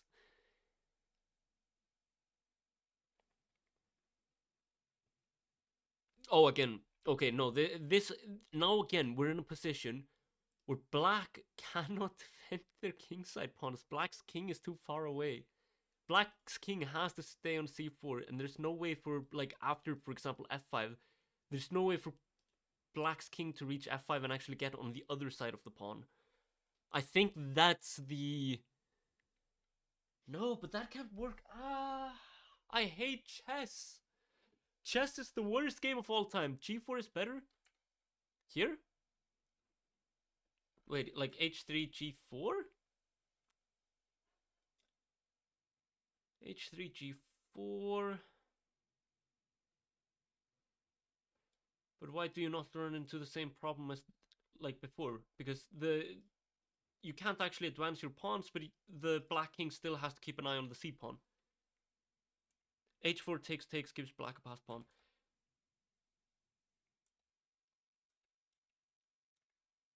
Well,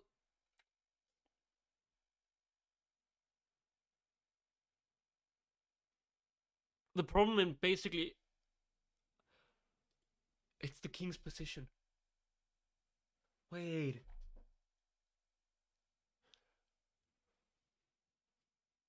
Oh, this is so complicated. So I think I realize what's going on here. I think I realize why the computer is having an aneurysm, and it's the king's position. Because here's the problem. In each line, like for example here, h4 takes. Yes, black gets a passed pawn. But, and here's a big but coming, black's king is too far away to give any sort of defense to the pawn.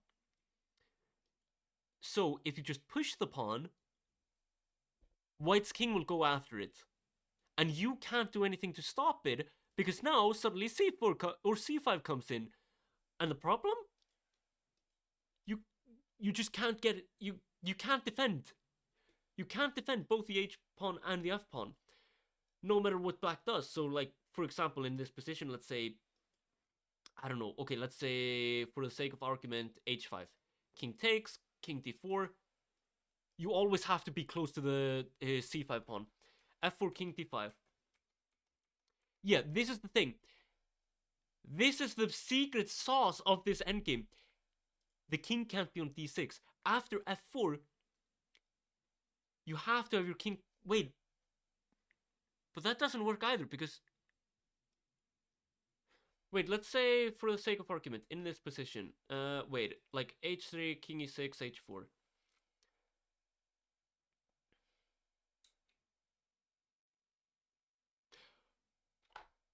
This is the secret sauce. Here we go. Here's the secret sauce. Now you play f4. Or does... Wait, does this work?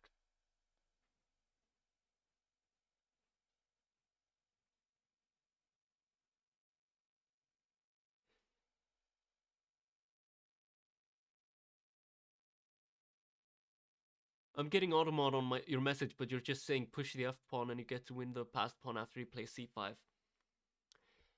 So with the king on d6, this is very important. With the king on d6, there's no way to actually win the position. So like with the king on d6, like after h4, no matter what you do, like if you push the f pawn, okay, we start off with g takes. I don't know which pawn you take. If you take the h pawn, king runs, black can't actually defend against both the c pawn and the f pawn. So like in the time it takes for you to actually go after the f pawn, so let's just continue along here somewhere. Yeah, I think here you can actually push the c pawn. And then after h3, like king g3. And now if you push h2, like just takes, c6. Pawn's promoting, no matter what. And I don't think, like...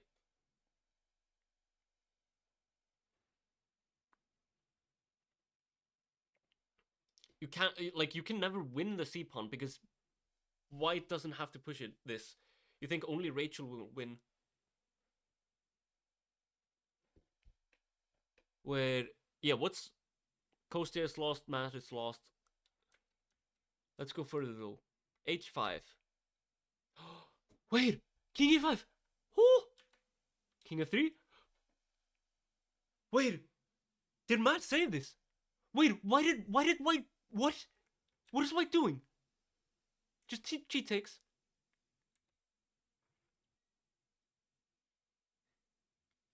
a4?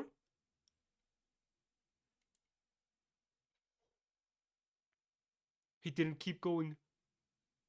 Wait. a4 here though. a4, break up. Maybe it doesn't do anything. Wait, no, actually, isn't this is just lost, yeah?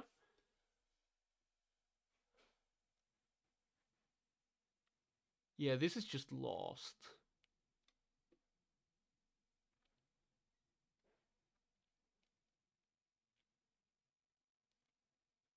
Takes doesn't work. Okay, never mind. Yeah, I think this looks like a lost endgame. Never mind. a4 doesn't work. King e5. King e3. f4 back. King f5. Now just c5. Yeah, okay. Yeah, okay. White found the way through. King e5, c6, king d6 has to happen. Takes. Matt plays takes, but king b5 just wins. And you can't actually, yeah. You're not in time, sadly. Like, just king g5. Ouch. Ouch. Well, okay. There's a chance. Okay, I'll have to check on Kostya's game again, but I will say there's this minute chance that Matt might play king b5 here, king takes, a4, and it's possible that white suffers from a heart attack or something and plays takes. You're like, and there's a chance. Sure, is it delusional and non-realistic? Like, absolutely, but it could happen. Yeah, okay, this... Wait, what is Matt doing?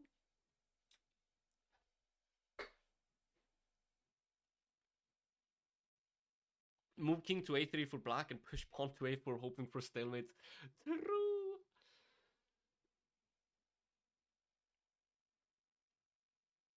Yeah, wait, but okay, yeah. Matt's opponent has enough time to calculate that you're just not in time to take both pawns. Oh, excuse me. Oh, yeah. I mean, this is not anything.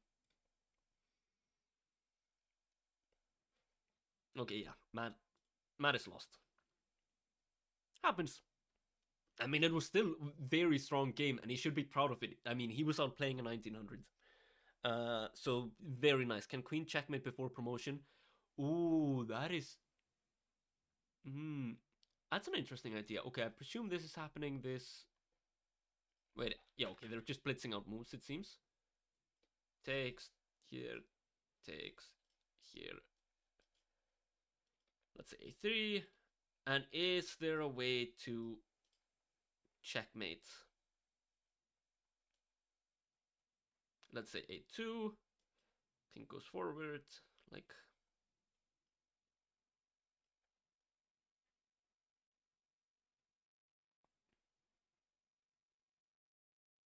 Yeah, I can queen stop 2 pawns. Oh yeah. That's no problem. The problem is like white's king will always make it to the pawns in time. The only way to stop the king from making it to the pawns is if you play like if you get the king to like c2 or c4, but then you're always losing the a2 pawn. There's there's no hope. But the question is like,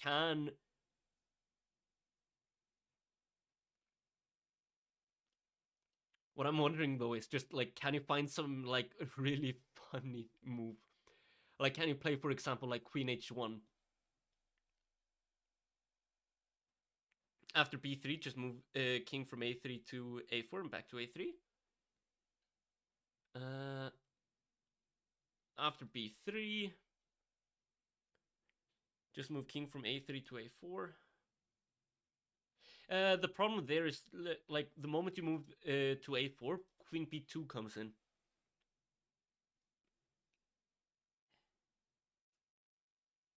And there, like from there, you can pretty much just triangulate, I think.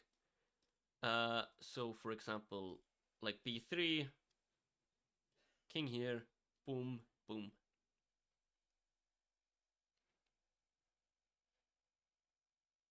And I don't think there are any stalemate tricks here. Let's see what's happened. Okay, yeah, this is what happened. Let's check Kostya's game. Where were we again? Wait, takes, rook here, queen, g5, h5. I think this is all something we saw from Kostya's game. Queen d8. Ah, yeah, queen d8 and we left it here. I'm actually kind of surprised Kostya isn't playing bishop f8. Just keeping track of the pawn, because to be honest, I don't know what else you can do. Replace king h7, h3, knight back to e5. Oh no, it was here, I think. It was here where we left it. King t2, rook a1, queen takes, knight take. Oh, wow. Oh yeah, wait, knight takes, bishop takes, never mind. Okay, a5, c5. I'm actually kind of surprised white didn't just continue with c6. I think that's winning. Well, let's see. Let's see what happens. Queen a6, a3, c6, a2, c7, queen takes. Okay, they just trade pawns, but yeah, I mean, Kostya is down. Yeah, Kostya's just down 2 pawns. 2 pawns, and he has a queen for, well, 2 pawns and a queen against a rook and a knight. That's tough. Ooh, but is Kostya trying to? Ooh, this is actually interesting. Can Kostya find a fortress in this? Is that what he's attempting to do? Bishop d3, king g7. Yeah, I think that's Kostya's point, sort of. Like, just try and figure out if he can... he's gonna try and figure out if he can make some sort of fortress. So, okay, I mean... Queen e2. Okay, Matt is making a few more moves. Instead of a3, he plays king a2. But yeah, here, like, queen d4, and here you just lost the tempo because now you can't push the pawns. You have to go king back. Yeah. King b3. Queen a4. Sure, or queen a1 surely happens. And... Or, I mean, you can also just move the king further along. A3 after king a2. King a2, queen d4, and then a3 takes. And you can try to survive this, but the problem is... why is my browser lagging? What is this? A3 after king a2 doesn't really work. Because here you can just take. Because, yeah, here you're forced to move to a1 and just take. There we go. Take.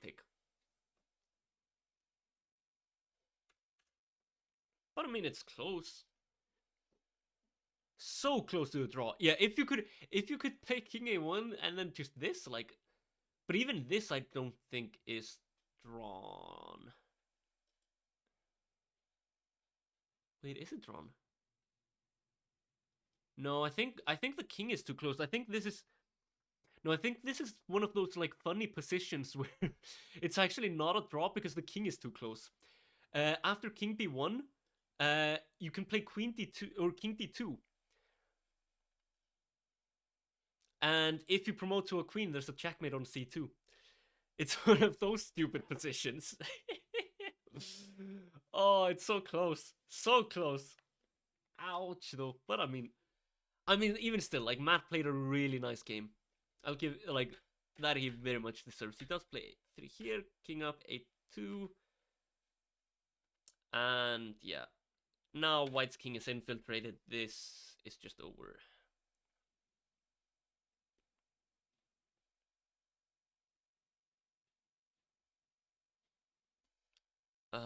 I'm not even sure, like, what do you do?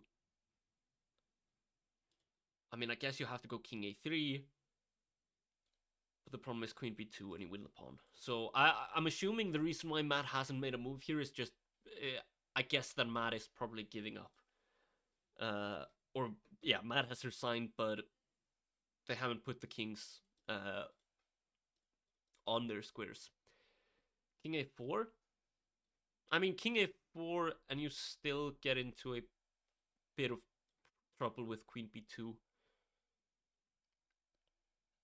Because queen b2, okay, in the case of b3, you can always just bring the king back. And yeah, I think Matt's game is over. It was still a lovely game. He was close, but it was just the end game. Like the end game. He pushed for a win, I think, which is also understandable because let's be honest, Matt just had a dominating position throughout the game. So, like when you've been beating a person that badly, like, and get into a drawn endgame, you try and push. You try and push for the win.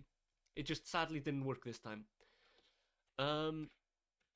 Let's see about Kostya though. Is Kostya finding a fortress?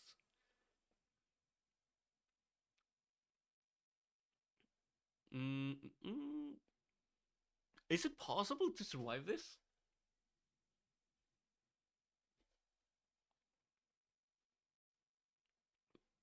I'm trying to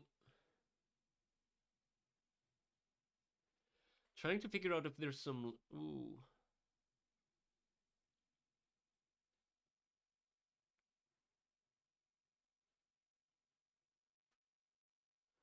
Yeah, I mean, how do you push?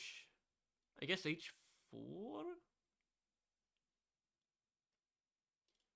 Thinking h4 and king or queen g5. Instead of bishop d6, he had rook b7. Uh, rook b7 here.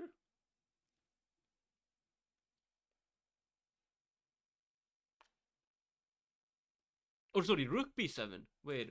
Ah, rook b7 makes more sense. Not bishop b2. What is like? Look, let me tell you, I am very hallucinatory. I will see moves that do not exist. But I think even after rook b7, h4, and the queen is coming into g5. Um, so you have to move the bishop out of the way here.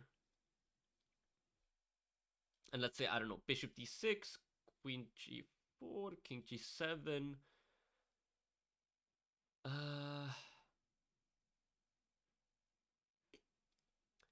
I mean, you're getting behind the, or you're getting in front of the pawn. Queen d8. You're always going to be able to push the... Oh, maybe not. Oh, this is actually smart. Rook b7. Oh, I actually really like this move. Because you get bishop e7.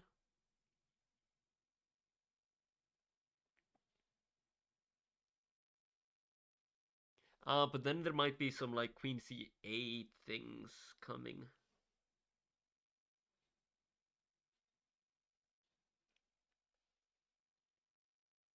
Yeah, wait. What has been happening? Takes. Yeah, okay. Mr. Kostya lost his queen. Well, he didn't exactly lose his queen. It was a very interesting sacrifice, which all started in this position. So, in this position, and like, I'll be honest, I don't know how to evaluate this. Like, everything within me is saying black has to be like -1, -1.5. Everything in my soul is saying Kostya has to be much better.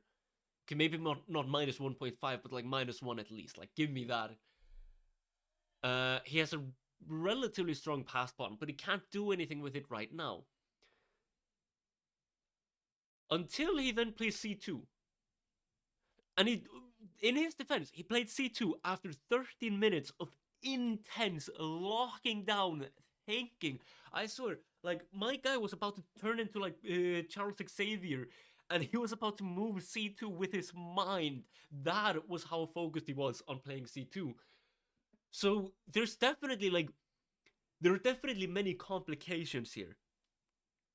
But after c2, knight takes c2, and queen c3, which he basically blitzes out. Long think, wrong think. Yeah, I think that's what happened. Queen c3. There's actually this really interesting line where after knight e3, which did get played, queen takes c1,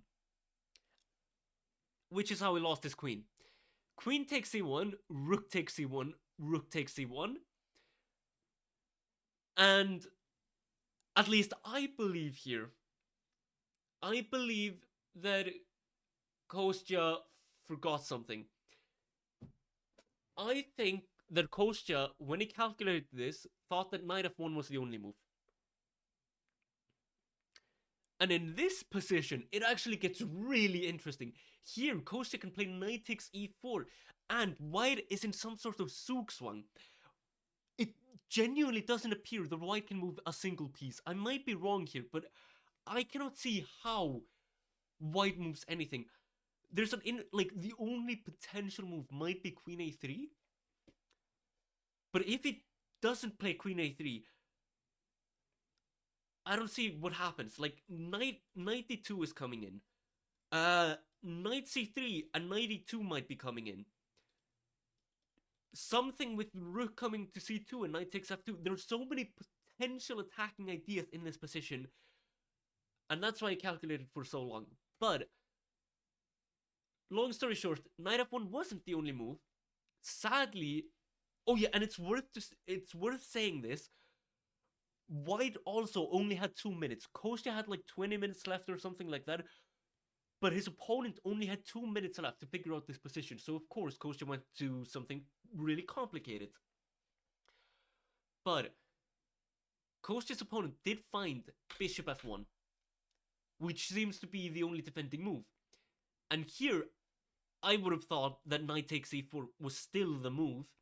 I mean, the bishop is pinned, and there's still potential for like knight e2 stuff.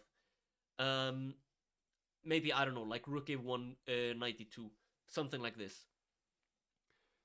But that doesn't quite happen, because instead, Kostya plays knight g4.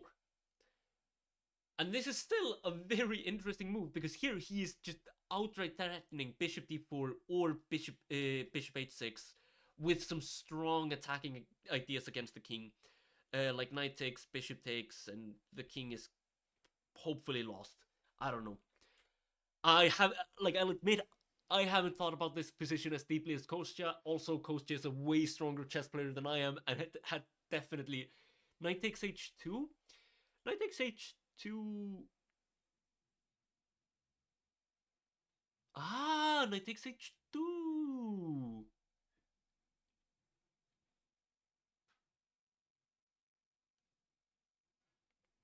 Yeah, maybe it's on knight takes h2 here. That had to have been the idea. But yeah, sadly, like after knight g4, his opponent found queen d2, attacking the rook on c1. And it seems like he was, yeah, like he started thinking after bishop f1. So I'm pretty sure like he missed bishop f1, and then after knight g4, which is still an interesting try, opponent with no time left on the clock finds queen d2, attacking the rook, gaining a bit of time. Rook a1 is played, and now he has the time to play knight c4, blocking the bishop, and now knight takes h2 no longer works because, yeah, you're not actually winning anything. The queen is a bit too strong, and you're not getting the bishop into the game. You're not getting anything into the game. That's probably also the problem with the knight takes h2. Like knight takes h2 as a threat. Like even if you win the bishop, like even if you play knight takes h2, king takes h2, and either bishop takes or rook takes, like you're only winning back a pawn, but you're already down. Yeah, like you're already down quite a bit in material. He thought for 30 minutes. Yeah. But well, he thought for like no 13. Sorry, 13. Like 1-3. Um. And yeah, I think he just missed bishop f1. But I mean, like it was still a very interesting tactic. It's just, especially since his opponent had no time whatsoever. Um. And yeah, like I don't. Yeah, I think the big question is just if Kostya figures out some sort of fortress here. Uh, let's see where he is.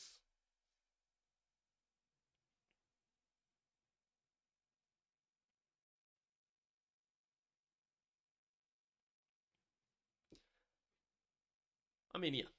Wait a minute. Wait a minute. What's going on? I mean, maybe rook c7 works here. He had rook takes f1. Wait a minute. After bishop f1? Oh, wait, before queen takes a2?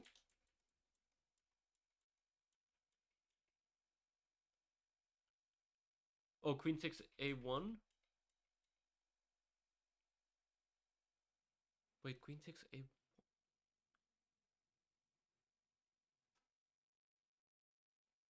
Before queen takes a2. Oh, wait, in the...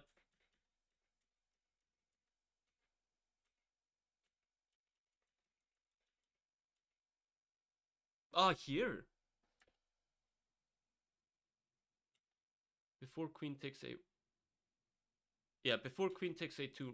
No, doesn't because white is promoting. I'm assuming this is the position, yeah? Yeah, the passed pawn. Like, this is the position he plays rook c2 here, or rook c1 instead of rook takes. Here, yes. Yeah, rook takes I don't think works because after queen takes, like, you can't actually stop the c8 pawn. Which is a shame.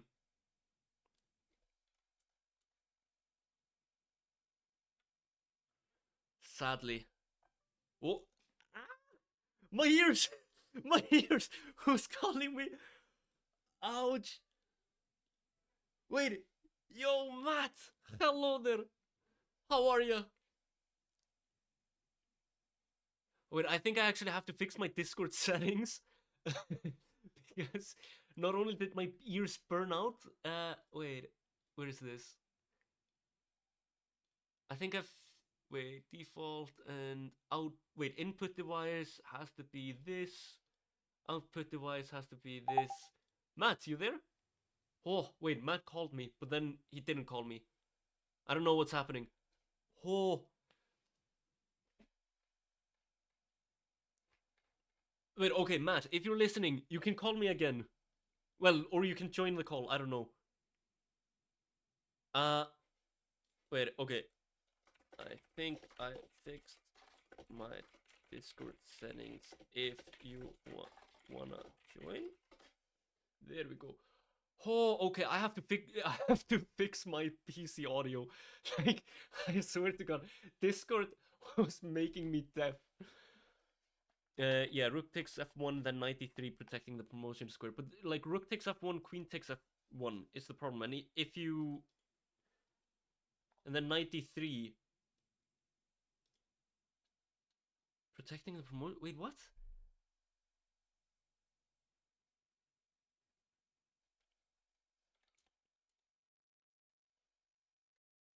Wait, 93 first.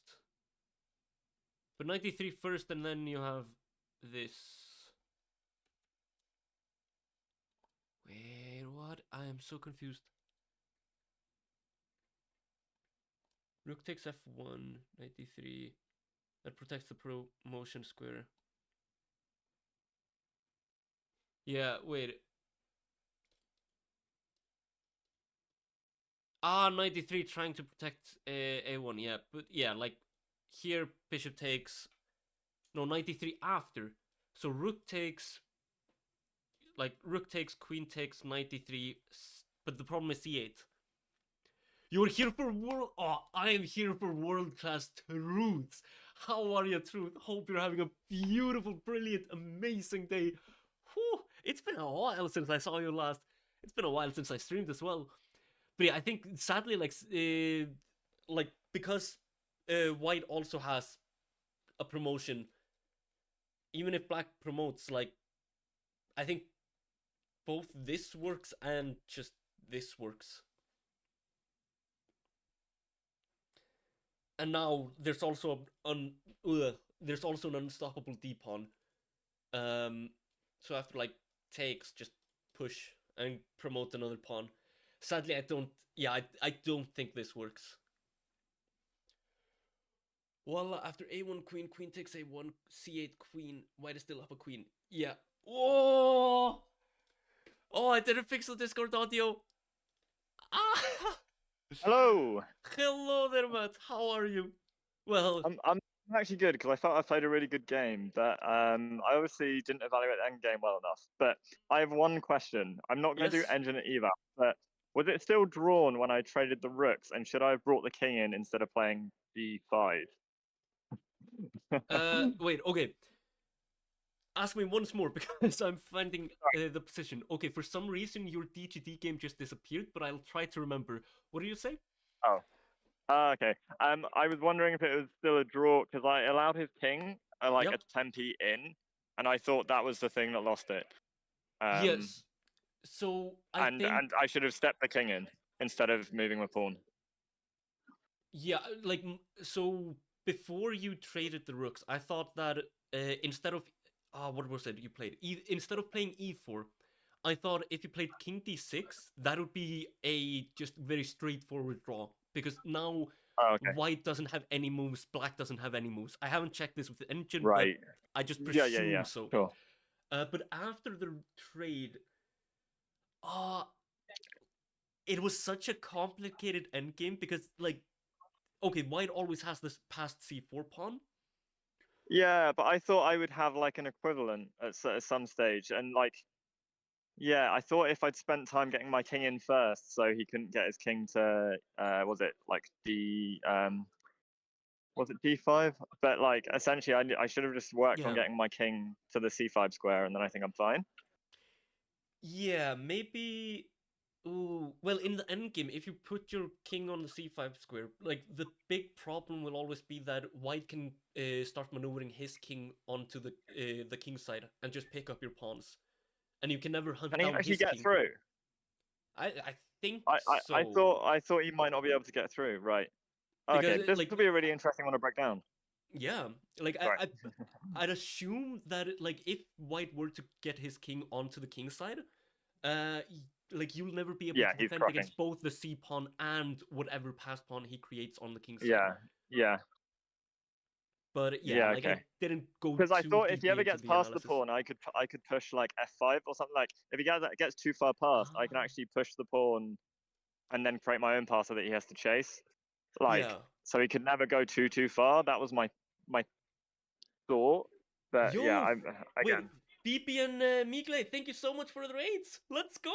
Oh, stick, huge. Amazing. Ah, Big. Oh, this is beautiful. But yeah, that's actually a really interesting question because, like, with your king on e6, I don't yeah, know. Like, if your king is still on e6, maybe you can yeah, push the f pawn, but it's right. such a deep calculation. That's definitely like one of those like puzzles that you calculate for But that's like why I realized I'd fucked it with g5 because I actually thought like the g5 could have come later and my king just could have been on a better square, and then I wasted tempi like because I had also two tempi to waste with like a6 and h6 kind of moves, so like I can always waste a tempi if I need to, but I didn't feel like I could because my king just wasn't advanced enough quickly. And I had to yeah. waste two tempi, and my king just would have been on the square. And if he tries to get in, if he goes too far down the line, then I push and he's got to chase my passer. Like I thought Ah, it was yeah. like, but yeah, I again, I who who the fuck knows? Yeah, and then yeah, it was all like yeah. I thought I was trying to be a little bit tricky, and like when he pushed his c pawn, you know, if he actually pushed it once more, it was a draw because I could shoulder his king and keep him trapped. But obviously, you know, it's Ah, precisely. not gonna But fall. I was still Yeah, hoping. I was still like slightly wishing for in the end game after you had promoted, like if you were to go, what was it, like King B4? Um, yeah, yeah. Wait, no, I think it was like King B5, and then uh huh. if you push A4, what was it? Wait, Queen 8. King Wait, b5 a4. H8 Queen, King B5. No, sorry, Yeah. H7 King B5, H8 Queen, A4, something like that. And if he takes, I'm pretty sure it's a draw.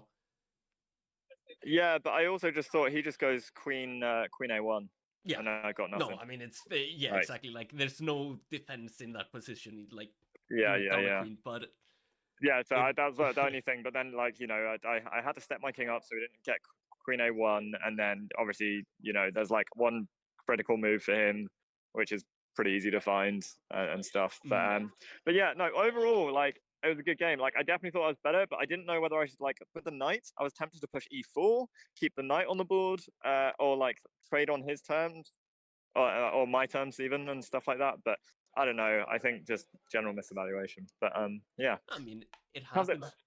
There was one How's it been? position How's though. Kostya's Oh, game? oh it Oh, sorry. like oh yeah. There was just quickly about your game. There was one position. I'm trying to remember it. If it was like I think it's the it's a position where you pushed I think f6, I believe it Right. was, but you could Yeah. have instead played like knight. Oh yeah, it was when you had both doubled up on the d file. Yeah. Your knight was on d5, and I thought you could play Yeah. knight b6, threatening knight a4 with a fork on the pawns, and it would be really difficult for him to Oh defend. no, yeah, I was trying. That was my plan. But what could I have just done that instead of f6? I think so. It's, I mean, Oh okay, wow. the knight endgame is a bit tricky. Wait, No, oh, that's fine. your game is back online. All right, cool. So I'm just gonna quickly show it on the board as well. Wait, where is the position I'm talking about? Oh yeah, you pushed b4. Sorry, it was when you pushed b4. Yeah, I thought that allowed me to get my knight be like, and then he had to be super passive and defend, and like, I thought b4 was the way for that. I mean, But b4 is definitely, I think it's a good move. But I thought knight b6 was just slightly like stronger b6, because it okay. forces him to trade. Otherwise, and what if he trades both rooks, he's surely just at lost. And if he Yeah. only trades one rook, like, okay, he can hold, but you'll have all the pressure. Knight b6. Okay. Like, Yeah, I don't know if I considered that at all actually. Because I did look at some other knight moves to be like, but I thought this way was more forcing because after that, things my knight gets on such a good square that like, I mean, I shouldn't have traded it, but I just thought like, yeah, man, I couldn't see a way, and my time was lower than his, and I was just like, yeah. shouldn't be playing for the draws, man. But I mean, you were playing against a higher rated opponent, and to be honest, like I felt you were I was crushing all him. over I it. think everyone in the chat thought you were crushing him. Like you were outplaying him. Yeah, no, I completely killed him. I just completely killed him out the opening. Like I was like feeling so good. I was like walking around in the background, like I was just like pacing it all out because I was like so nervous / excited because I was like, no, this is going well. Like, um, so yeah, man. It sucks, but at the same time, it's good because it means I can. Yeah, I can outplay these guys. I just need to convert, and also like, okay, this is endgame stuff. This is a terrible endgame decision, but I mean, it to wasn't. like trade rooks and stuff. It wasn't necessarily terrible. It's just like it complicates the game a bit more. I could have kept. Well, that's the thing. I could have been kept my active pieces, like made him try and push, rather Yeah, than like just letting him solve all his problems, kind of. So yeah. yeah. But I mean, it happens. Yeah. I'm really happy. Like I'm also like that's the thing. I came here to like uh it's like the learning journey as well. So and also just meet people like Exactly. all the streamers and stuff. So like I had a really good game. I'm really happy with it. Made a bad decision. Gonna learn from it. I'm super hyped. Let's go, and you're gonna crush round 3. Easiest game of your Yeah. life. Let's go. Also, I don't know if you watched the stream, but I found the perfect picture of you crushing an opponent. Oh no. Oh Uh, yes. oh dear. Oh dear. All right. Well, I will. I'll check it out. I'm gonna bounce. I'm Yep. gonna check out Kostya's game as well. And yeah, thank you so much for hopping on, dude. I Of course. really appreciate it. Happy to help. And then just All best right, of dude. luck for tomorrow. Thanks. Catch you in a bit. Catch you in a bit. Bye bye. Bye. Voila. Thank you so much, Farsi, for the raid. Let's go. Oh, yeah, like I don't have any mod commands, so I can't shout anyone out, but please, like, do follow everyone who's rated. Like, please, like, oh, what was it? Phoebe rated, Mikle rated, Farsi rated, like, follow them all. Mwah. But yeah, let's, if we'll quickly look at Kostya's game, I don't think it's possible to, I don't think it's possible to hold. Maybe it is. No, I don't think it's possible to hold the fortress. Like worst case scenario, like Queen C3, and there's no move left. Yorn? Yorn? Who's Yorn? Hello there. My name is Yon. Yo, let's go. Name change. How are you? This is Yorn now. Oh, How you doing, Info Matters, and how are you, chicken man? Hope you're both having a beautiful day. Prophylaxis Rook and Pawn versus Rook and Pawn, much more drawish. Yes. Like, the Rook endgame would have been holdable. I look like someone's name is Jorn. I wish. I mean, to be honest, after hearing Jorn, oh, Jorn. Ooh. I mean, that is a powerful name. If you shake someone's hand and say, "Hey there, my name is Jorn. Who are you?" Like, that just oozes confidence. You know you're in trouble. If you go into like a business meeting and say, "Hey, I'm Jorn. I'm representing like this and this." Mwah. He is from Sweden. I met at the Richmond Chess Festival. That is me. I am Jon. Wait. I mean, I was at the Richmond Chess Festival as an arbiter. Jorn sounds like Jan though. I mean, so does Yanni. Like, let's be honest, Yanni. Like, my name, at least my Twitch name, just sounds like you're adding extra steps to the yawn. You're doing like Yanni. No worries. Names. Wait. Okay, I have no idea. Wait. Okay, does this work? I don't even know if this sends a message. Yo, I can chat with their names. There we go. But it's basically the same thing. Jorn, how are you, Legion? But yeah, no. We probably met at Richten. What's your name?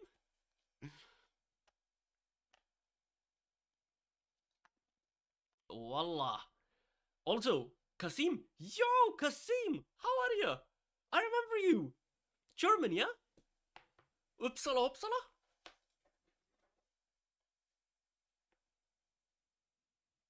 I wait, yeah, that's if I remember correctly, that's you, yeah? Yes, I remember you. We talked about Uppsala being a mistake. Oh, mwah. Kostya resigned? Yeah. I mean, sadly, I don't think there was much hope here. Like, it was still such an interesting game. Like, sadly, yeah. I mean, these sorts of things happen. Uppsala or Hoppala? Well, Uppsala sounding like Oppala. Uppsala Oppala. Kostya didn't believe in his fortress. I, I will admit, like, maybe in some world this could have been a fortress, but sadly with the g6 pawn falling here, like, yeah, I don't know. I think queen b6 here just wins. Rook d7.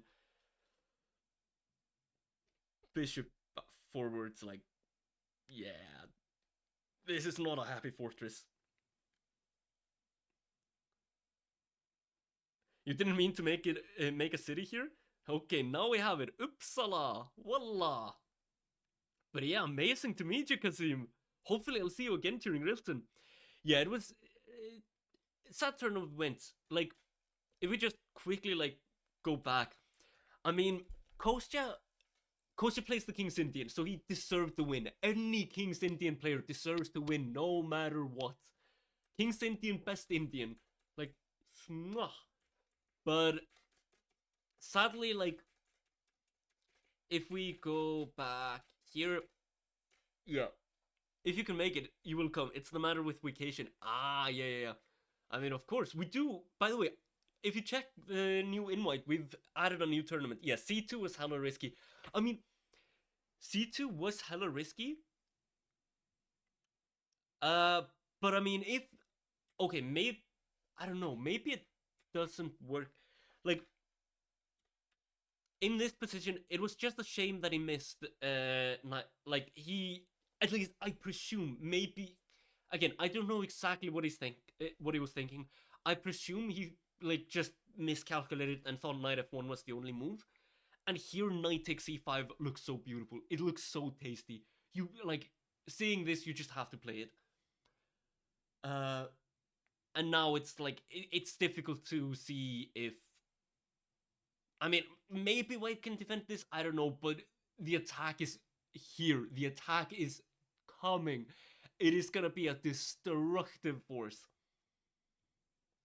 But yeah, sadly, I think Kostya just missed bishop f1, and as you can see, like White only had 2 minutes left to defend this position. Sometimes people know how to play chess, and in this case, White sadly knew how to play chess. He didn't make any mistakes. Knight g4, interesting try, but opponent found queen d2, which is apparently the only defense. And after rook a1, knight c4, again, the only defense. A bunch of only moves. And yeah. It was close, but it's still a good game. Hopefully we'll just see Kostya crush the next, 7 games. 7 wins in a row.